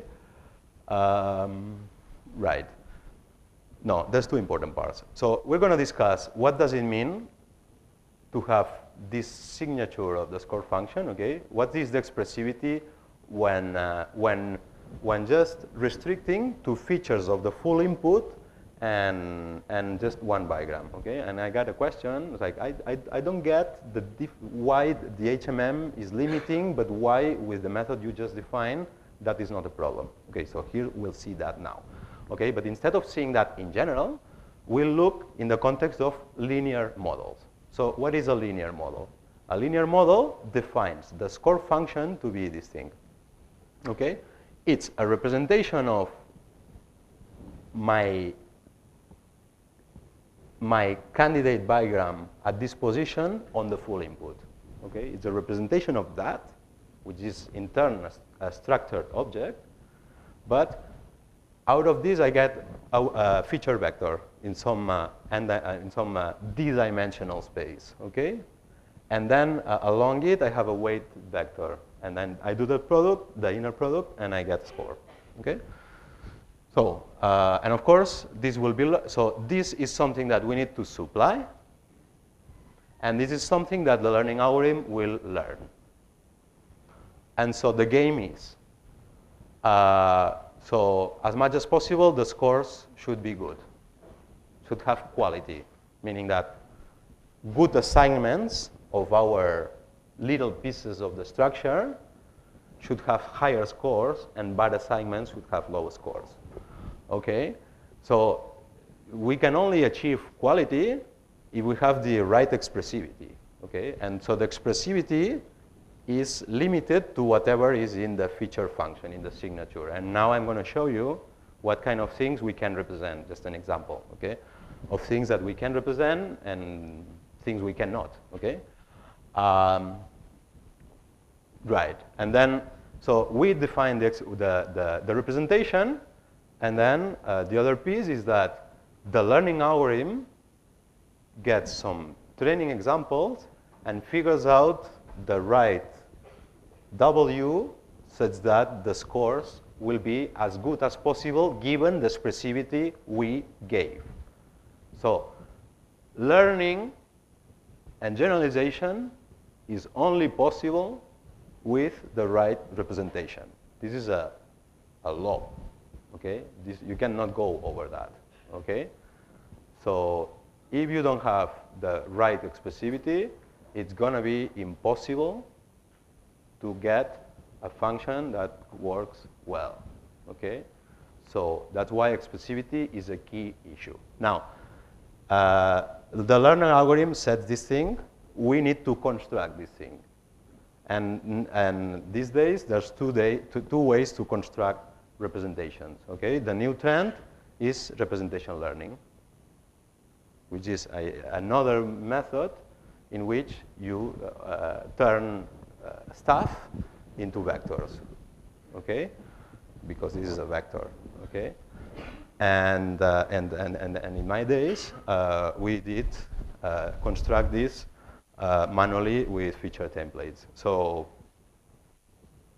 how many of you have written feature templates? 1, 2, 3, 4, 5. And how many of you have trained something with representation learning? You see? That's more. Okay, it's a new trend. That's fine. What's the point? Is that if you think, so this is naturally an interesting research area, and we're harvesting the results of that because, I mean, trying to learn representations has been, the goal has been defined since the very early days of machine learning. But now it's when it starts being better than this, okay? But you have two choices. So believe or understand, okay? So I think it's a very bad idea to believe. Okay, so if you want to understand, so sometimes looking at manual feature templates can give you an idea of what kind of things might help generalization. Okay, so that's why what's going to come now, it's a kind of a bit of notation-heavy thing to construct something manually. Okay, but I want to go over it. Because what is for sure is that any form of representation learning will not be able to capture anything that is not representable with this signature. That is for sure, okay? Because that's the top-down derivation of the things, okay? We define the scores to be that way, and this is the representation, and I need to get this part of a structure into a d-dimensional vector. But it will not be possible to have more information than what is here into the feature vector. Okay, it will not be possible. It will not be possible. Okay, so if you want to have a bigger chunk of the output, fine. Maybe you can do some stacking, as we suggested before. We can do a representation learning that by itself solves the problem, and then it just represents the output. Okay, maybe you can do that. But you are constrained to this signature. Okay, so it's always worth, I think, to understand what is a simple definition of features. Okay, so let's go over it. There's some 3 or 4 slides that there's notation. So there's notation, and the concept underlying it is not that of a big deal, but I need to, if I want to be precise in defining stuff, I need to go over it. Okay, so there was one question. It's like, why, that is relevant, why the output part, which is this, is part of the feature vector and it's not in the weight vector. So maybe that will come clear now, okay? If it doesn't, ask this when I finish this block and I will clarify. Okay, so, so my model works at bigrams, but let me start by defining notation. Let me start with unigrams, okay? So now I have a simple feature vector that represents one input sentence, one position, and one candidate label. One candidate label, okay? So I'm representing the structure I want to score, okay? The assignment of this label to this position, okay? And so I need to produce a vector of D features. So this is like the first value, the second, the third, up to D values. You can think of each of the values itself as the result of applying a function, okay? And so what is each of these functions that we need to supply manually? What can it be? Well, so if it can be, I'm reading the signature of the function. Anything that we can compute using X, I, and L, okay? This is the way we read functions, okay? But what should we put as features, okay? What is important that they capture? They should capture any property that indicates whether the candidate label is a good label at that position.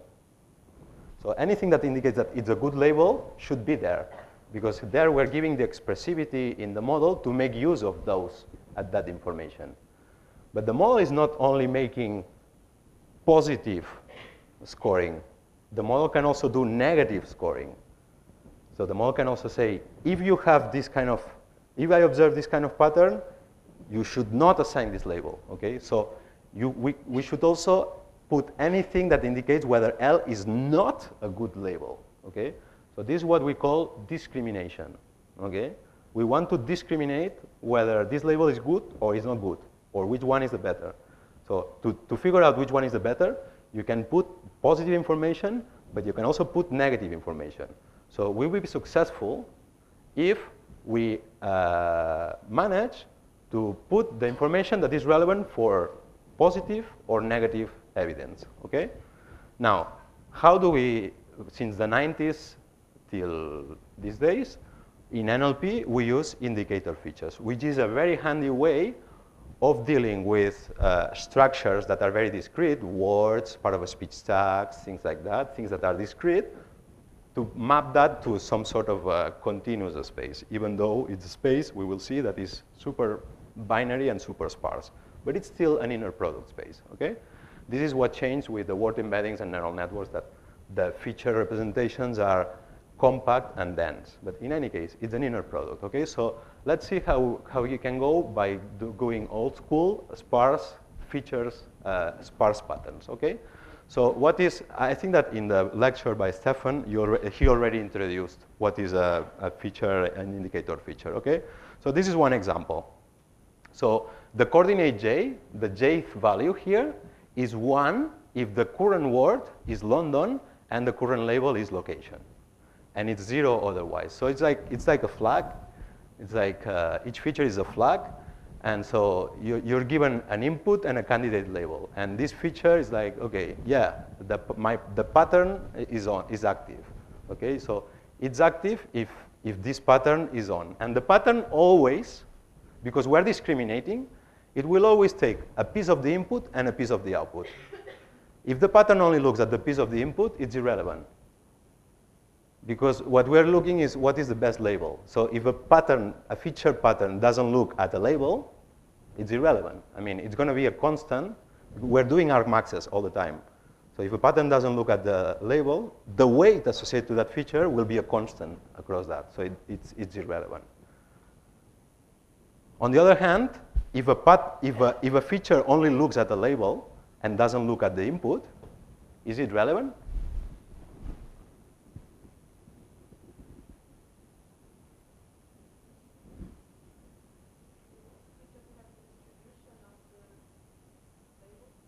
Yeah, it's the bias term. Yeah, it's the bias term. So each label gets a score just for it to be. Okay, some labels, you know, are positively or negatively biased. Because here, I'm only capturing whether a stuff is observed. Whether that's a positive or negative thing for my thing, it's going to be the learner. Okay, so we're not saying what is the contribution to the prediction. We're only saying what elements should be used. Okay? We don't need to say whether it's a positive or a negative feature. That the learning algorithm will figure that out. But we need to give the expressivity such that the model can do the discrimination. Okay? Good. Okay. So the HMM question. So the HMM has this feature. It's the emission parameter. Okay? We can very easily look at the next word by doing that, and the HMM cannot do that. Okay? That's it. The HMM cannot do this feature without changing all the algorithmics and learning algorithm behind an HMM. And here we just set it up. Why? Because we have access to the full input. The full input, okay? Okay, it looks like crazy to me. It's like, really? So really, do I need to do this? It's like, whenever I have to set up a linear model, do I need to do all these combinations? That depends on words. I mean, if I have to tell you the words that might be relevant, I mean, it's going to take forever, okay? So yeah, that's a question.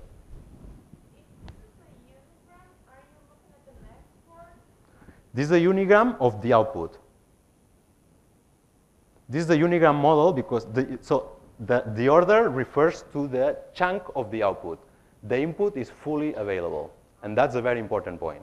It's a very important point, okay?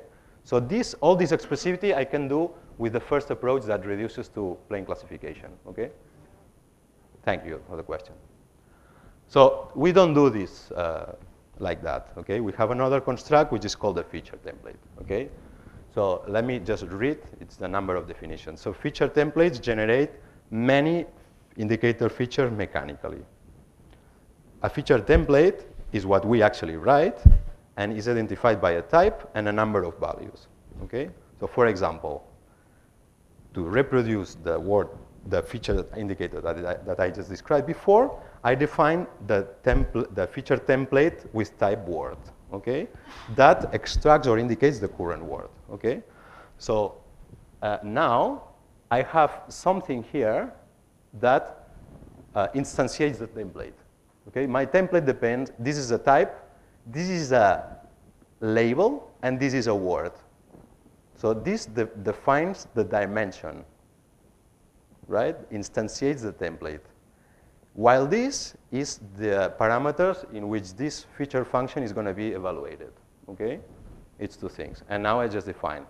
If the current word taken from here is equal to the word that defines the template, that instantiates the template, and the label taken from here is identical to the label that I instantiate the template, then fire one. So a feature template of this type is identified, so the template is instantiated by giving values to this tuple, okay? And so this feature template will generate actual dimension for every label and every word, right? So if I have a vocabulary of 100,000 tokens, and I have 10 labels, and that creates a huge set of parameters for each word and label, okay? So I don't go and create each of these features manually. I just create a template that explodes everything, okay? So each of these things is one dimension of my feature or weight vector, okay? Each of these things, the learning algorithm will figure that out, okay? So in feature-based models, what we do is we define templates manually. Now look at papers in the 2000s, and in the experimental section, you'll see a table of templates that fits in half a page or less. Sometimes it's just 3 or it's just 5 templates, okay? And that is, I think it's still competitive with state of the art, okay? Just 5 or 6, 10 maybe, sometimes 20, okay? Templates. So maybe with 5 templates, you get maybe 90%, and then you put 10, 20 templates, and you get 90.5, okay? So with a small number of templates, you get a huge result normally, okay? So you define the templates manually, things like that, and then you instantiate the templates on every set of values that you found in the training data. And then that generates a super high feature dimensional feature space, okay? High dimensional feature space that is sparse, okay? And then along this very high dimensional feature space, you define the parameter vector, and this is important. You let the learning algorithm choose the relevant ones. Okay, good. So, and learning algorithms, I hope Stefan covered that. There was a huge trend in the 90s making learning algorithms that were robust to irrelevant features. Before the 90s, decision trees and stuff like that, you needed to do feature selection. You needed to choose the features that are relevant and then estimate the weights.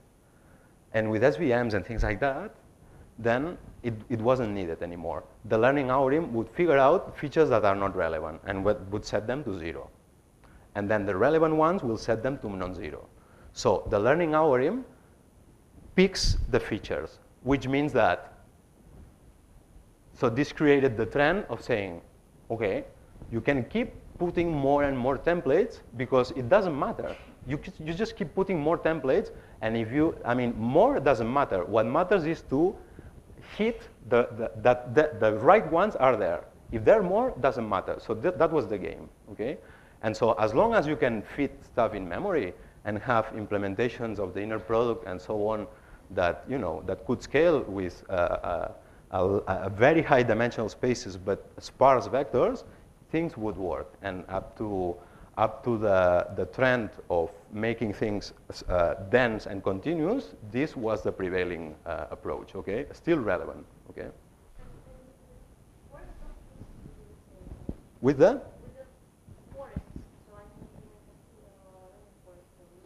So I don't want,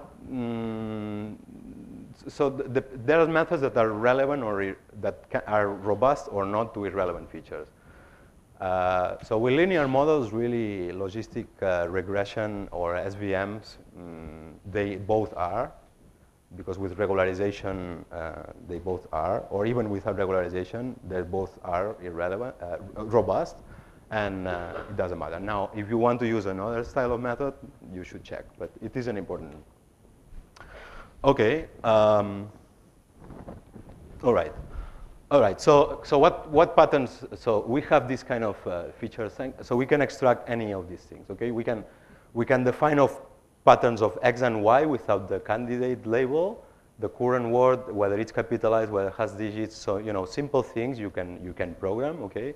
And then define feature templates by combining these things with the label, okay? So that gives you the templates, and then you run this, okay? So the addition of the label into the template is something that you can always do, okay? Okay, now let's discuss the case for structure prediction, where instead of having in the signature of the template, instead of having just one label, now you have two. It's the same mechanism. I don't want to go into the detail, so you just have a bigger chunk, okay? So now you can say, so this is what an HMM has. Okay, no. So this extracts the word together with the bigram. Right, so, okay. Okay, well, in any case, what I want to note, I don't want to go over the detail of this, but it's just what you might think. So a bigram feature template, this signature is strictly more expressive than unigram template. So anything that we can encode with this signature, we can also encode with this because it's just more expressive, okay? So sometimes you find papers that differentiate between unigram parameters and bigram and trigram. Okay, but mathematically, if you have the trigram, you also have the lower order ones. Okay, so I'm not going over the detail. Right. So these are some examples. I don't want to spend time with this, but it's like these are templates, and this. So the point of this slide was that my features need to discriminate. So what are my things? My things are inputs with outputs. So I can have two inputs, one sentence and another sentence, and maybe three outputs. And so my function for any input needs to choose what output is the best, okay? And my feature space needs to work for any input and output. So my templates will highlight patterns. Okay, so maybe this template extracts the current word and a bigram of person. So this triggers for this input and this output. And there's another template that triggers for this other bigram with this word. And there's another that looks at the previous word and a unigram label, okay? But it does that for any current word. So it's 2 plus the current label. So it triggers 4 different things, okay? So, we have different templates, and each template looks at at the substructure of the input times output. And then the model has weights, and then weights times features gives you scores, and the inner product sums the scores, and the sum of scores of factors is also summed. So everything, everything goes. The different sequences get a score by the features that they have. Okay. Sure.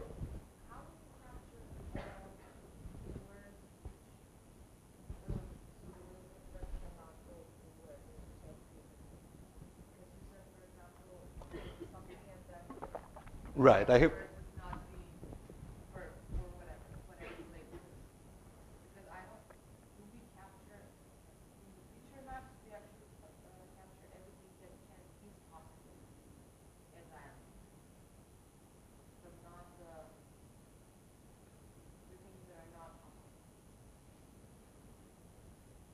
So the feature templates highlight a little pattern, a little sub-pattern of this, okay, that fits into the signature.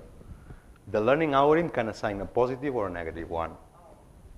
So if I assign a positive weight, it means that on average, observing that pattern is good support for that kind of output, in average.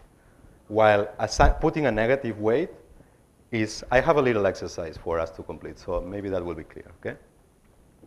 Now, this is an important point. So I've been discussing this, okay? It's something that we need to construct.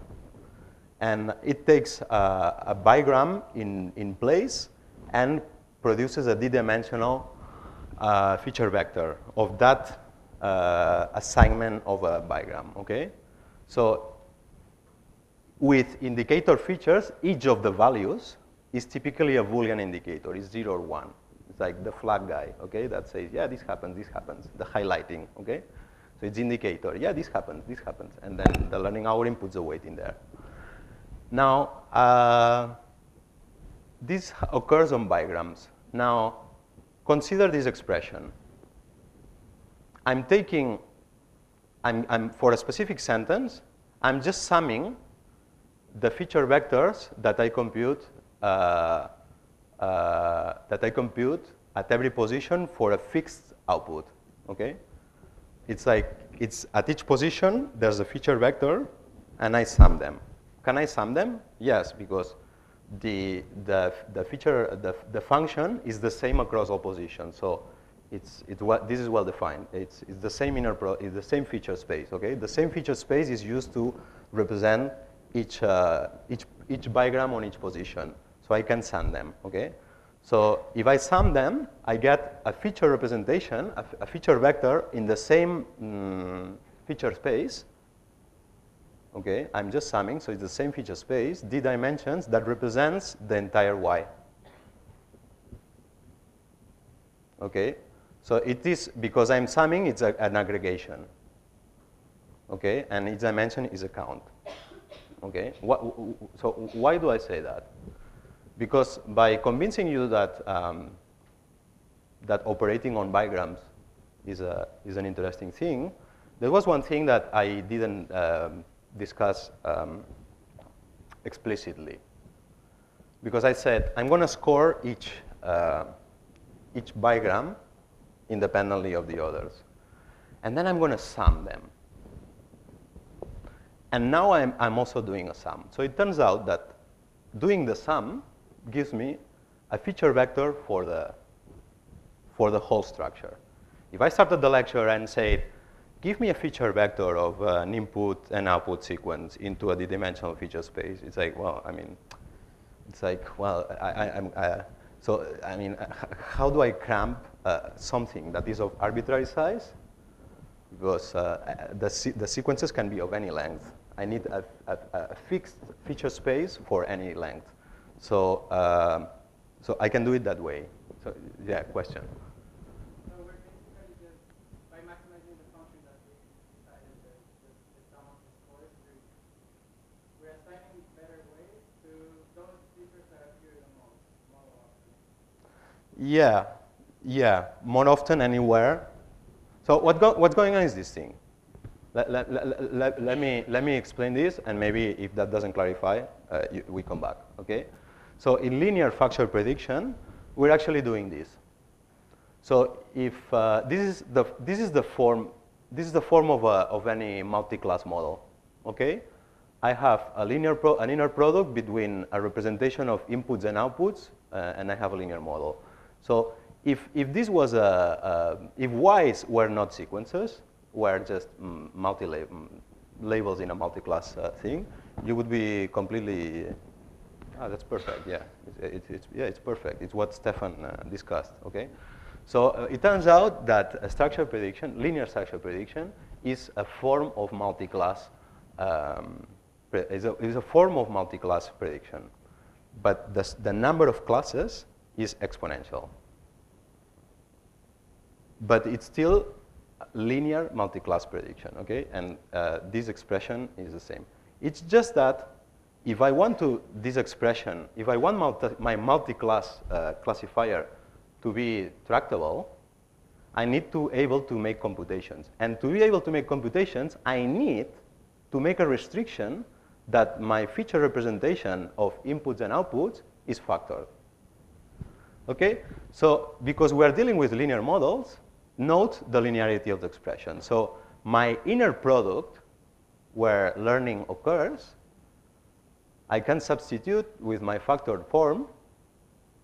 Because this is a sum, I can put the weight vector inside. And here I have a scoring of factors. So the way I score full structures is by summing scores on factors. So there's two views, which naturally are equivalent because these are equalities and simple ones.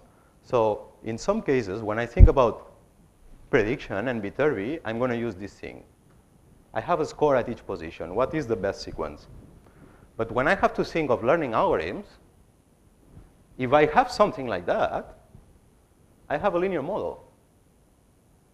So any algorithm that works for linear model and accomplishes the conditions by which linear models generalize will work for here too, because this is just a linear model. Okay? So this is the point where we're going to reuse all these things we have for linear models here, because we're just learning a linear model. It's only that whenever we have to make computations, we need to make this assumption, because otherwise we cannot do computations. The question? But at the end, we're just counting the number of features that appear the most, and if your model is learning W, it's going to assign W higher to those that appear the most. Yeah. Basically counting. Yeah. I mean, AI is counting.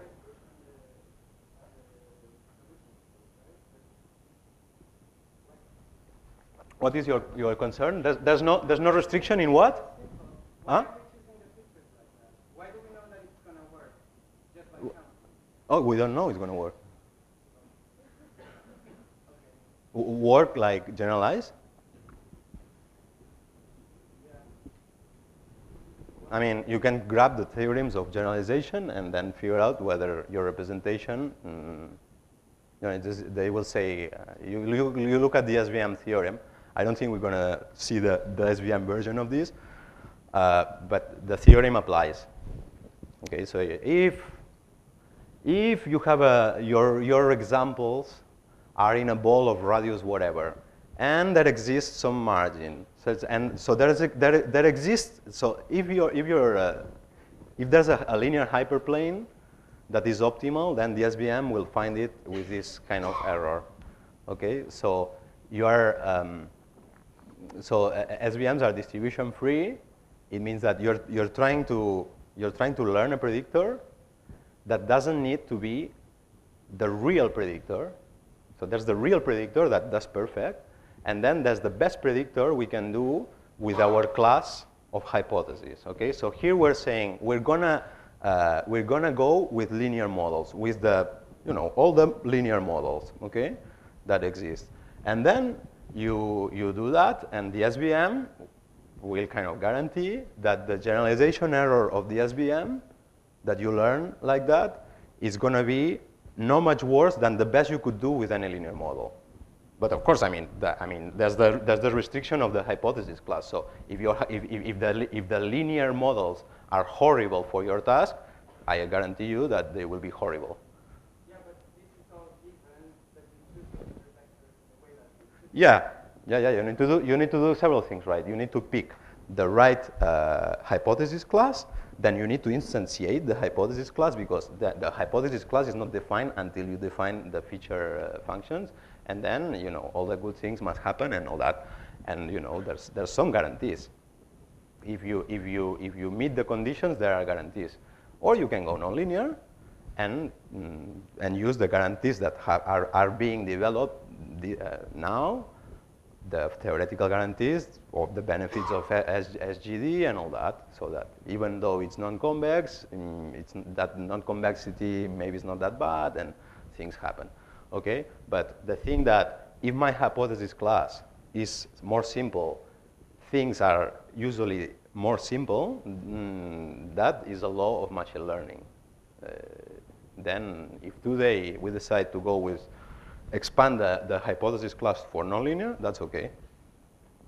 It's okay. So I understand here by defining the function like this, that then you're able to learn the way. Going back to then to the fact that you said that the learning will allow us to pick the best features, how does that then come into play here? Yeah. Okay. So far we saw this linear model for structure prediction, that for tractability we need this. Okay. So we'll see now some examples that it will pick the features by, I will give you a toy example, and then maybe we finally will be able to have an hour to look at learning algorithms. But I really prefer to focus on this part, because really, I want to get you at the point where the learning algorithm is plug and play, and I think I'm getting there. So if we don't see the details of the learning algorithm, that's it, but it's plug and play. And I'm getting there, because I already got the linear model, and I think I'm convincing you that it's a linear model and we can plug and play methods for linear models. So, okay, let me go, and maybe an example that I'm showing in the next slide maybe will work. So, okay, now we know the form of our predictor. It deals with exponentially many output values, but nonetheless it's a linear model like any multi-class. It's just that in order for predictions to be tractable with Viterbi or with, okay, the algorithm depends on the type of factorization, we need to make this factorized, okay? So I'm gonna now finally discuss learning algorithms, okay? So if everything is set, how do we learn W? So I'm gonna, my hope was to discuss two families, and I will clearly not be able to do that. So I guess that everyone wants to see how to instantiate CRFs in this framework. So I'm going to cover this, and maybe we'll see perceptron. We will for sure not see SVMs, okay? And here's the game, okay? Here's the exercise for us to decide. So I have a number of training data. I have this training data, okay? These are sequences with tags. And then the exercise is that we need to think of features. So we are with linear models, and we are free to define any feature. And we need to define weights such that we do this thing correctly. So as of now, we just want to learn the training data. We don't care about generalization. Okay, I will start. I want to define, so I need to do all these things correctly. So which is the most frequent tag here? Please? No, the most frequent tag is this one. Okay, what is the characteristic that distinguishes this one from others?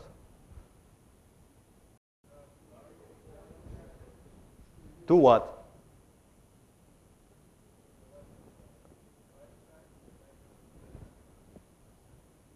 Okay, I will. I think that the simplest way is that if a word is lowercase, and I have this tag, that's good evidence. Okay. So I cover all this. So this is a unigram feature template. Actually, I will solve this with unigram feature templates. So I will show you that for these simple cases, I don't need diagrams. Okay. Okay. So the blue thing is covered. So the assignment is better than any other assignments that we have to keep that in mind. My slides are not the full map. Okay. And then we need to cover the black ones are 0. So it's like there's a tie between all the tags, okay? So in this case, my weight vector is 0. So any possible assignment is all 0 because 0 is 0. So there's tie. I need to make the good assignments higher than anyone. Okay, so I start with this. So and now I need to cover the other ones. So I could do well if it's uppercase and person, I go up. Okay. Does anyone have a better choice? So, okay, the red ones are mistakes. So, there is a better choice because there's more mistakes there's more reds than blues. So what should I have done? No, position will come later. But I should have preferred if it's uppercase, it's the location, right? It's a better. There's less red ones, okay? I think, okay. Okay, now we can start lexicalizing, okay? So I need to cover the red ones. And one way, there's many ways to go, okay? We have full freedom on feature templates, okay? My slides now are hard-coded, okay? So I'm going to start lexicalizing. And so I can say, well, Maria is a person, okay? And then because I need to correct, I need to give it better weight. So I want to note one thing, okay? Did I have to tell the learning algorithm that Maria is a person name? Or can we say that it learned that? So this template extracts the current word. So I have a template that says just pick the current word and put it with a label. So if after doing that, so a priori I don't know what words are person names and what words are non-entities and all that. Just by giving a huge expressivity, I can do this with any word. But by looking at words under this template that have a positive weight, I'm kind of learning or collecting elements in the training data that happen to be person names. Okay, so maybe I can say that this is learning because I didn't know what person names now are, and my feature templates tell me, oh, these are person names. Okay. So I could do that. This is called lexicalization. So before algorithms were not robust to irrelevant features, people could not use lexicalization in NLP. And once the algorithms started to being robust to a large number of irrelevant features, people started using lexicalization, meaning that the parameters involve one or several words. And so you do that, I mean, because the space of words is huge, you deal with huge feature spaces, but it deals with that, okay? So I can also say that the next, so if the next word is went, and I have an assignment of person, okay, I can say that this should be evidence that this is a person, okay? This is to correct this thing, okay? And there's other things I could do. So here's is a case where while this is a location, I mean, it doesn't mean the place. It means the team of people that plays a game, okay? But we use the name of the location. But in this context, they refer to an organization, which is a team, okay? So we know that because things that play, I mean, locations don't play, okay? So we can have this, we can extract these patterns, okay? And all like that. So I had the choice of this. So all these templates up to here, they learn the training data, okay? And I haven't used any bigram template. So I could say, well, whenever, I could use bigram templates. So there's two things I have not done here. One is using bigram templates. So if two words here, if two words are capitalized, and so whenever two words are capitalized, you should transition to the same label, okay? So if they are capitalized, you should keep the same label, okay? Because it's a continuation of the same entity. And I haven't used negative things. So if you have, if the next word is played, you should not assign location, okay? So, you know, with a simple feature template, we're giving this expressivity of letting the learning algorithm select which things are evidence, positive or negative, okay? That's the game. And so the learner needs to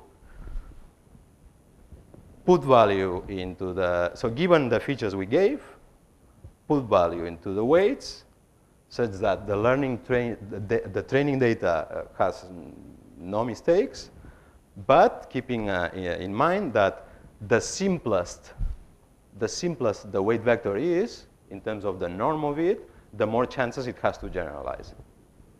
So this is trade-off, okay? And there's no more. It's just that, so the only thing is that whenever we write a feature template, it can apply to different locations of our pairs of sequences. So structure prediction is about that, okay? Linear, okay? Whenever there's non-linearities, this thing that a weight can apply anywhere, and that's not the case anymore, because the non-linearities, actually, what they try to do is that such that these simple things don't happen, okay? All right. So we have half an hour left. I think it's okay to cover the probabilistic ones. Questions? What is The dimensionality? So these vectors operate on the dimensionality is given by the number of instantiated feature templates. Yeah, so in practice, In practice,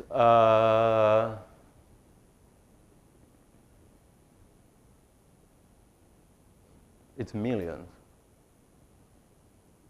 So in parsing, it was tens of millions in parsing, because the chunks need to be, the pieces, the factors need to be big, and you in parsing, we use templates that had up to 3 words. So the template had up to 3 words combined with parts of parse trees. I hope maybe Slav will cover that. So the number of, so you had to do heavy engineering in order to fit that. I mean, even to construct that, we had to do kind of magic. And now it's much simpler, because instead of building combinations of sparse stuff, it's just you just do a word embedding space that just has some, you know, you take advantage of continuous things, and that combined with matrix Bertok products and all that stuff makes it fast, very fast, and so it's a different approach. In any case, Go So take a linear model, and you can see the weights. You can for sure interpret a positive sign as positive evidence and a negative sign as negative evidence. In a linear model, it is like that. So you can look at what is the features that are in your model. I mean, so the dimensionality is hundreds of millions. The weight vector, with certain methods like perceptron, the weight vector manages to be very sparse. So maybe only 10% or less of those features will be used, okay? Still, it's a lot. It's a lot. It's millions of features under a parsing model that achieves the state of the art. But you can go and look which words are responsible for which assignments. And under a neural network approach, you need to design methods for which you can interpret why the predictions were like that. So you can just not go and look at the parameters, okay? In a linear model, you can. So for many, many, many, many cases, you need to know what are the features, where are the weights. So you cannot, so as machine learning gets into the world and makes decisions, you cannot have gender bias, you cannot have any sort of bias. So we have to be careful. If we want to deploy machine learning systems into the world, those systems are subject to regulations that are important for society. So linear models make it easier. It's not completely easy. It's easier than nonlinear ones. Yep. But if you add one feature there to this, then define one zero weight. Now you have to go to your entire training corpus in order to decide what is the meaningful feature. So then, like, you see how many misclassifications I get with this, how many like stuff like better or not. So, maybe I missed the first part. If you, like when you show for your first example, yeah. basically you try two versions and you check in how many cases I got a better classification or like Yeah. good whether it's a good hint or not. So if you choose a feature to have non-zero weight, you have to go through the entire training corpus. So, okay, the learning algorithms work, they set this with gradients. Okay, this is just to highlight what is the expressivity, okay? There's lots of choices to make the training error correct. And so, yeah, they work with all the features, and they do gradients, or things that look like a gradient in the case of perceptron. It's not a full gradient, it's an approximation of a gradient. I mean, the learning algorithms, since a couple of decades, optimize some loss function, and they do that, okay? And then you can play with the regularizers. Some regularizers then help you interpret, and it's the way to be. Actually, what we want to do is to do, so whenever the problem is complex, the less things that you do manually, the better. That's why neural networks also improve over, so even though we are able to supply lots of features manually, we always miss good features. That's why the neural networks that search for features under the same scope of representations, they achieve a better thing because they find combinations of hidden features that are better than the features that we give to a linear model like that. Okay, so okay, let me move on because I do want to talk about learning. I mean, otherwise they're gonna fire me. So, I mean, I've been here since the very beginning of LXL-MLS, and each time I give the lecture, I put more emphasis in the introduction, and I keep this for the last part.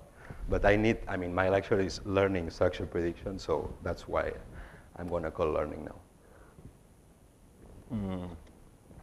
And I'm sorry if my style is too slow.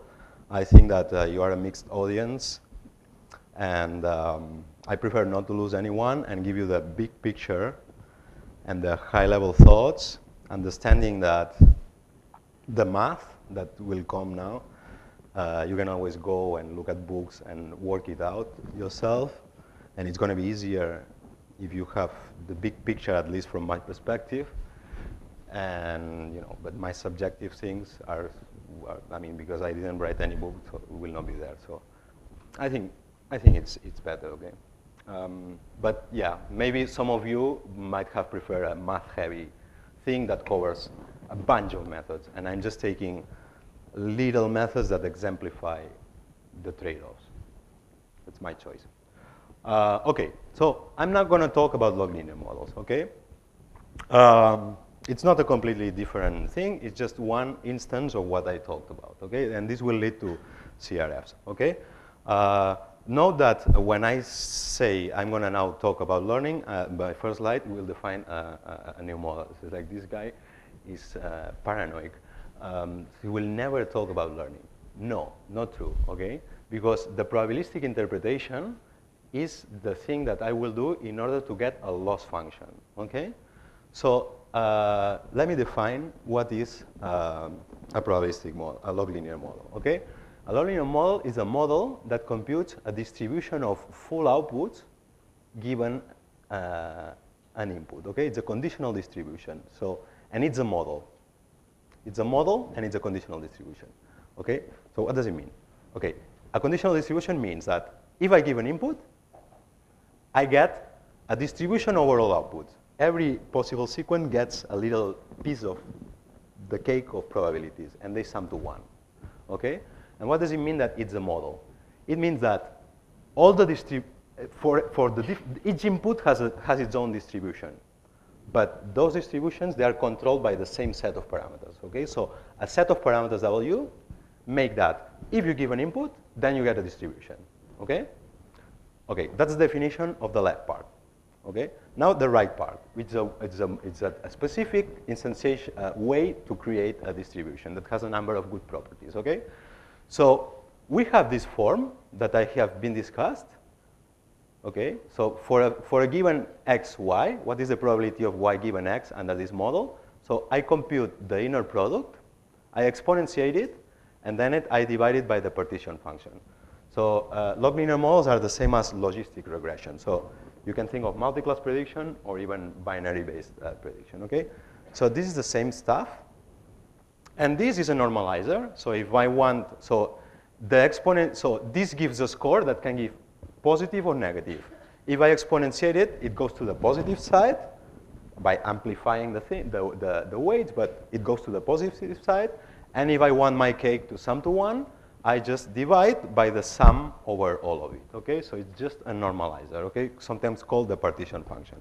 Okay, so I have a probability distribution. Let's say I have a model. If I want to predict the best sequence, I will pick the given x, and I'm missing the W here, but it should be here. I pick the y that maximizes the probability. Good, okay.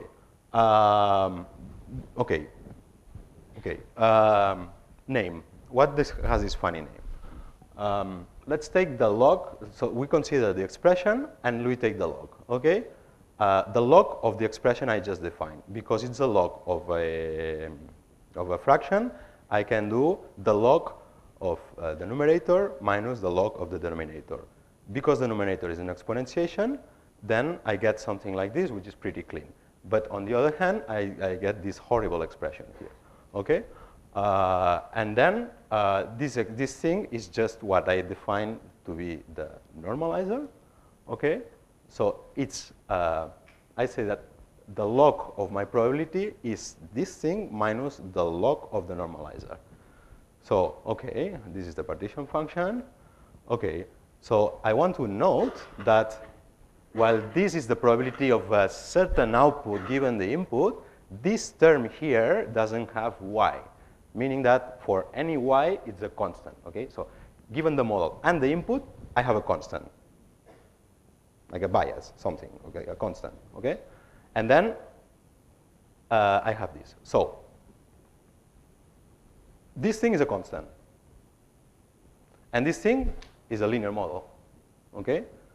So this is called log linear because in the log space of the probabilistic model, we are working with a linear model. It's a log linear, log space, linear model, log linear, okay?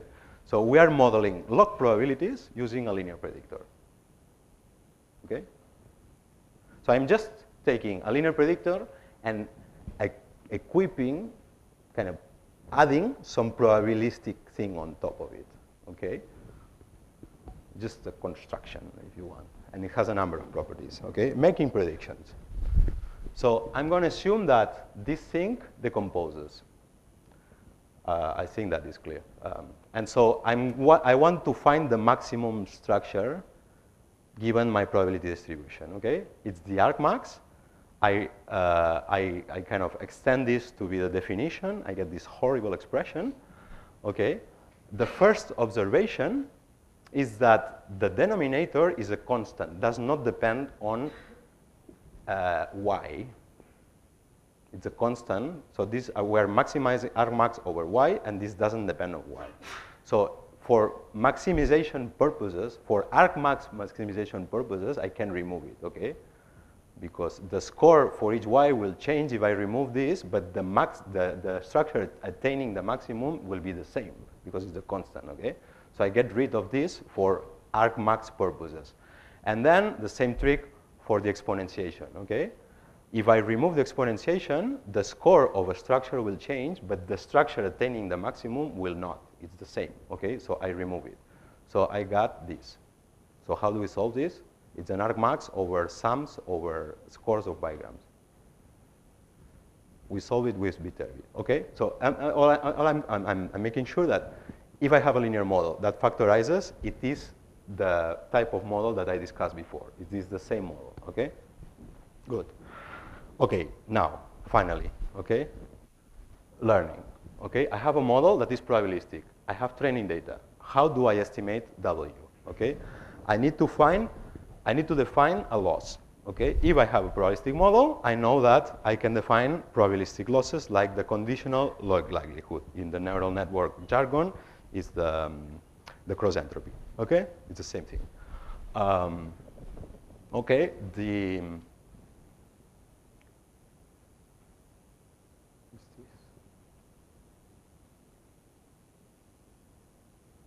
there's something wrong here. The conditional log likelihood. There's something wrong here, and there should be a fraction. It's, yeah, okay, these are the, okay, this should be the indices of the sum, okay? Okay, sorry about that. The conditional log likelihood of the data is just the sum, okay? Given a weight vector is the sum of the log probabilities of the training data, okay? These are my true outputs given the input. I have a certain model.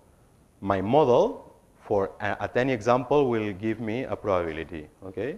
So I'm just summing over all the examples. I'm just summing the log probabilities, okay?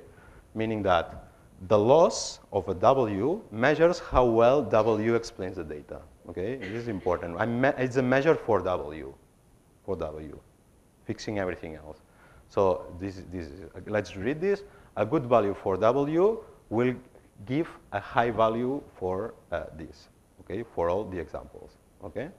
So we want the W that maximizes this. It's a way to frame learning, okay? I want the W that under my probabilistic model gives more probability to the correct structure. It's just a perfectly fine way to define that has a number of properties. Now that I have a loss, I just say that learning, I want the W that achieves a good compromise between loss and regularization, okay? Okay, this, the likelihood is not a loss, is, what's the word for, the antonym of a loss is, no, the objective is the whole thing we maximize, but this is the gain. Yeah, thank you. So if we want to put it in terms of loss, we have to minimize the gain, okay? The minus gain is the loss, okay? Okay, so because we like to describe objectives, learning objectives as minimization problems, it's the loss.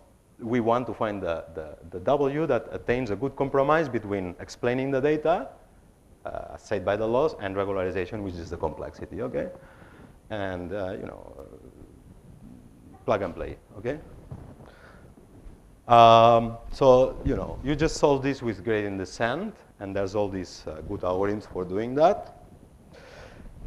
There's still a choice. Okay, there's still a choice that I'm going to discuss now. So the interesting case is this one. But for historical reasons, I'm going to just briefly describe this one. Okay, there's two common log likelihood losses that you find. Now, this still has some importance, I think. Okay, and they are based on two types of assumptions. So both will lead to a log likelihood loss and will fit into the same thing. Okay, but there's a definition. So one will assume that the whole probability distribution of our model decomposes, so we can make it smaller pieces, while the other one is less restrictive. I will expand on this. So for historical reasons, the local one, it's called Max and Markov models, even though these names are not good to establish a framework. And this was proposed by this McCallum, Freytag, and Pereira, and the two of authors, 1 year after they proposed the global one, so it's the same people. So. Okay, so if we have a distribution of full sequences given full input sequences, we can, by the rules of probability, and this is exact, we can always decompose it into, okay, if you want to know the probability of a full sequence, you can decompose it into the probability of the first item times the probability of the rest given the input and the first. Okay, and then you can do the same thing here and come with this recurrence that says that the probability of the full thing is the probability of the first given this, and for the rest of positions, the probability of that output label given the full input and the prefix so far. Okay, so these two equalities are exact. They are exact. They're exact. Okay, you're not doing this. And now here, you're using the assumption that the probability of a certain tag at certain position given the full prefix actually only depends on the last bit of the prefix. Okay, so you don't need to go up to the very beginning. It is okay to just look at the previous one. The other stuff is irrelevant. Okay, this is saying the other stuff is irrelevant. Just by looking at the last label, you can do fine. Okay, it is an assumption. Okay, so this really recalls my first slides on approaches. This is more like I'm conditioning on the full prefix of decisions, like the transition-based approach, and this is a factor model. I'm only looking at the previous one. I'm not looking at the full number of previous decisions. I'm only looking at that. So that's always the same trade-off. Okay? So sometimes you use one, sometimes you use another. Okay. And so by applying this, you can further, this term stays the same. This, you replace the full prefix with just one, okay? Now, if you believe this, you need to believe. Now, there's these horrible expressions, but this is the model.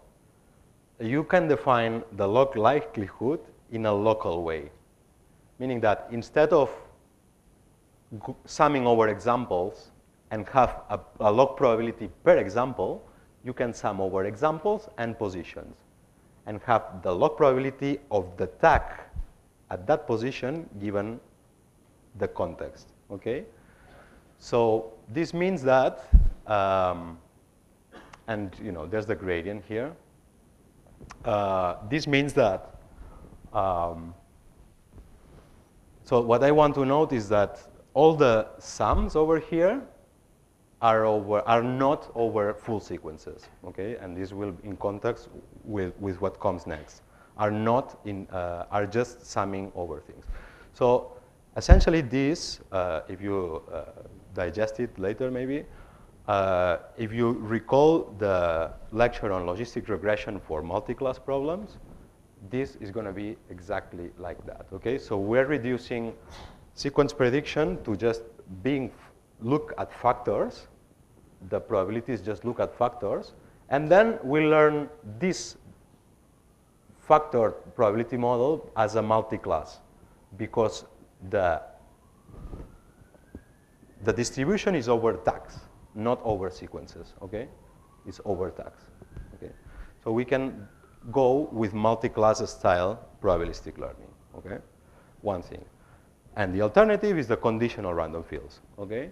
That says a log linear model defines this distribution of output sequence given input sequence, and I'm just gonna optimize a likelihood that occurs at the sequence level. So it's the likelihood of full sequence given full sequences. In the local case, we're further decomposing this, okay? Okay. So now we look at the gradient, and I will not explain, I will force myself not to explain this. Just believe me that this is the gradient. I just want to point you here. We have a sum over sequences, okay? In order to compute gradients, we need to be able to sum stuff for sequences. How many sequences are for a given input? Exponentially many. So we saw that if you have a model and you want to pick the best sequence, you can use Viterbi. So with a factor model, you can maximize over the full space of sequences. But now, the gradient to optimize a CRF, the expectation part, asks me to compute stuff for each sequence and sum that. And I'm not going to be able to do that unless I do something more fancy, which I will not develop, which is to turn my sum over full sequences, which is this term here, into a sum over positions and factors. And then I get a new definition here, which is called the marginal probability of a factor given a sentence under my model, okay? So the high-level picture is, if you have a factored model, at some point you'll be asked to either maximize or sum over all sequences. And that, if your model is factored, you can always rewrite algebraically these maximizations or sums just to operate at the level of, instead of operating at the level of sequences, operate at the level of factors, okay? Which is polynomial as opposed to exponential, okay? And the quantities that are required here can be computed efficiently in quadratic time using the forward-backward algorithm. The fact that the running time is the same as Viterbi is not a coincidence. It's just a fact that Viterbi and forward-backward are actually the same algorithm, but with a different semi-ring. I don't know if Noah covered that. The semi-rings are something that generalized algorithms is that they do different operations, but they follow the same dynamic programming recursions, okay? So, you know, all this, all that, all that, okay? So it's similar to Viterbi, this thing. So it's a dynamic programming. So this is more even, this is kind of more notationally heavy than Viterbi. And Viterbi goes left to right, and forward-backward does the whole pass left to right and right to left. There's some connections to forward-backward passes in neural networks, and these. There are connections. Jason Eisner has a paper on that. Beautiful algorithms, essential algorithms. No way you can understand them, the mechanics, without working them out. So work the math, work the algorithmics, understand why the same algorithm works for HMMs or CRFs or things like that, even if the expressions are in principle different. You can manage them and get to some generalization where you see that it's the same stuff, okay? All right, I'm running out of time. Okay, maybe I will. So this is the summary. I will wrap up, but I will touch on stuff, at least at least say some stuff, but I will wrap up, okay? It's going to take me 10 minutes at most, okay? Okay, we saw what is a CRF. So you see CRFs everywhere, and maybe they sounded strange. So what is a CRF? A CRF is a factored model, a factored linear model that has a probabilistic interpretation, and it gives us a probabilistic loss. Okay, that is a CRF. Now, CRFs are still used as one final layer in sequence prediction for nonlinear models, and that's because you can replace this scoring of factors with representation learning, okay? But the higher level that picks the best sequence out of scores of output diagrams is the same. But the restriction that is linear only buys us that then we can train this with a convex method, okay? But so it is important to understand what is a CRF loss, because you will keep seeing this for a long time, if not forever, okay? A CRF loss is something that defines a loss of some structured prediction form, and that loss is based on having scores for parts in a way that you can then define scores for full structures in a probabilistic fashion, okay? That's the main take. So yeah. So I have here some observations, local or global, HMMs or CRF. For the sake of time, I'm going to skip that. I just recommend you to read this paper.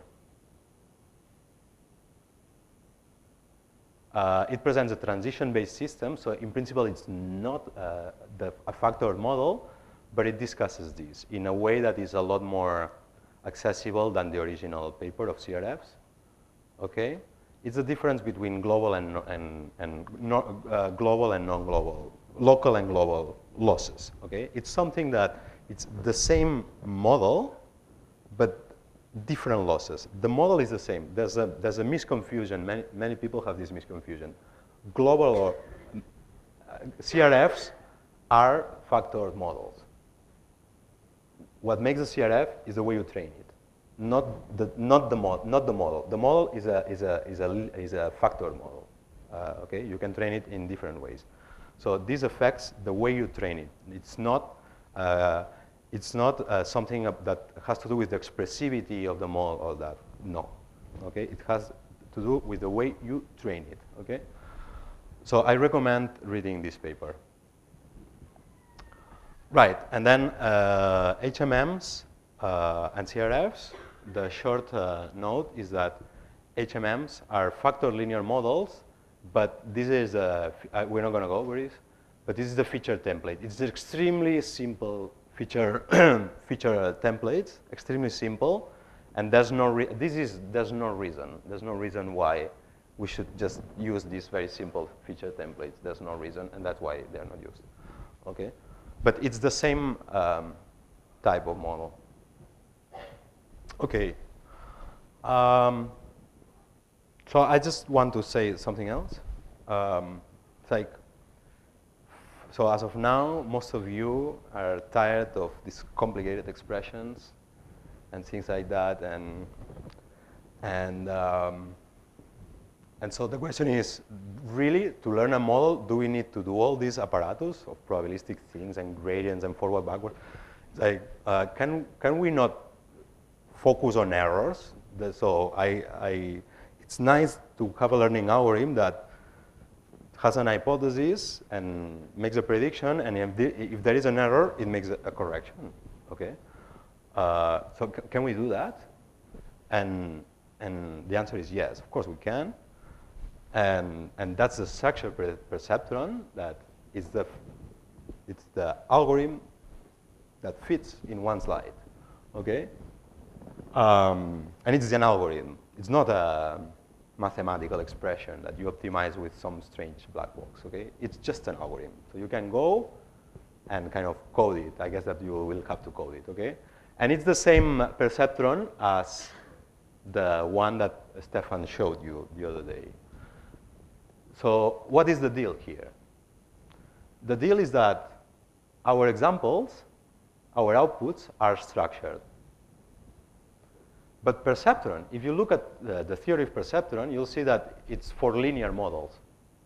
And I established that our models are linear models. So perceptron will ask you to compute the prediction, and it has to be exact, to compute the prediction under the current parameters. And then if there is a mistake, so this is the prediction, and this is the correct one. If there is a mistake, do an update. So the point is, if you have a factored model, you can do this computation that involves Viterbi, and then everything runs, okay? Because as long as you can define these expressions and define these, things work. So that is the case. And this is a very successful algorithm, okay? It's very simple and successful. And there's some considerations for that, but it's really a good algorithm. The same notion of mistake can be extended to SVMs, which is mistakes with margins. That is more involved. No one is talking about these things today, but because neural networks are the main paradigm, and they are all trained in a probabilistic fashion using cross entropy, which is the same as log linear models. So no one is these days looking at SVM style things, but they were developed in the first decade of this century, and they exist. There's important definitions for the structured case, so you can go and take a look at this. Just is a pointer. I think that the main point of my lecture has been done, and so to wrap up, so I have been discussing factored models with in most of the lecture, I didn't talk about where the scores come from. And then I said, okay, the scores will be linear. So I made that on purpose to say that the score can be given by a nonlinear model, okay? And then to discuss actual algorithms and have convex forms, I need to do this in a linear way. Going linear was also useful in order to discuss feature templates and observe what kind of things we can express with this, okay? So I think that that was useful. And anytime you use representational learning, you should always understand that the signature of the representation will essentially say what can fit and what cannot in there, okay? So now everybody's using, so factorized models critically depend on being able to use certain computations in an efficient way, okay? But this is a very successful paradigm in the space of models. And then how you train it, I don't know. There's a lot of literature. Now the focus is on stochastic gradient descent. There were a number of algorithms that specialized for particular instantiations. Now, people don't seem to care too much about this. This seems to be a universal algorithm. I'm not an expert in optimization. That's okay. Okay, and just to wrap up, just for sequence prediction, I talk about bigrams. Let it be clear that the order of the factor can grow, and that has some consequence on the computational aspects. But I mean, what I talked about today extends also beyond sequence prediction. Tomorrow you'll see several approaches of factor models for parsing, and you'll see transition-based models for parsing that do not factor, okay? So there's always these two approaches. Should I go with factor models, or should I go with a transition-based system? And the two are successful, and the two are interesting, and I think that there's elements that make that the two are different, okay? So for sure they are not the same, okay? They have different properties, okay? So there's a very successful model, factor model for dependency parsing. We'll talk about that tomorrow.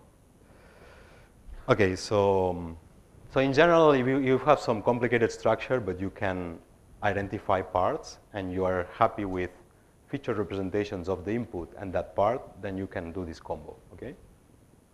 It's a generic thing. Right, so nonlinearities. You know, it's like the score in factor models is defined as the sum of scores over bigrams. So I discussed this, but you can have any complicated scoring function that does some representation learning age over some feature representation and then does anything else, okay? So things are possible. It's like you can do several stackings and you can do things, these things, and you can do this in an offline way, so you have maybe these things trained somewhere and then you use them, or you can also train everything together, okay? The point is that if the final expression looks like this, it's still factored, and Viterbian forward-backward work, okay?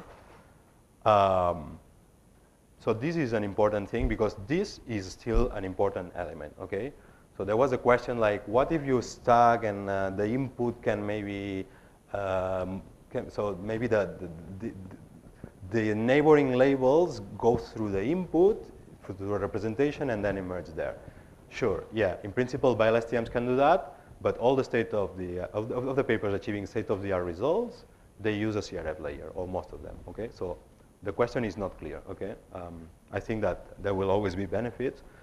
And clearly the trend today is recurrent sequence predictions. There's nicer pictures to plot all the details of neural networks, but the point is this one. So you have an input, you have an output, and in the middle you want some representation that summarizes all the context such that you can do this prediction only by looking at this, okay?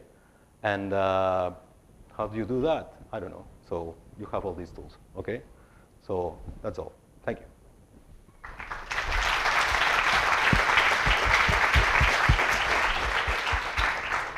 So thank you very much. We only have time for one or two questions because our speaker has to catch a flight and probably you are also hungry. Any questions? Okay. So. There's one or? Hungry. You are probably hungry. Okay. Yeah. So thank you Well, very thanks much. very much. Sure.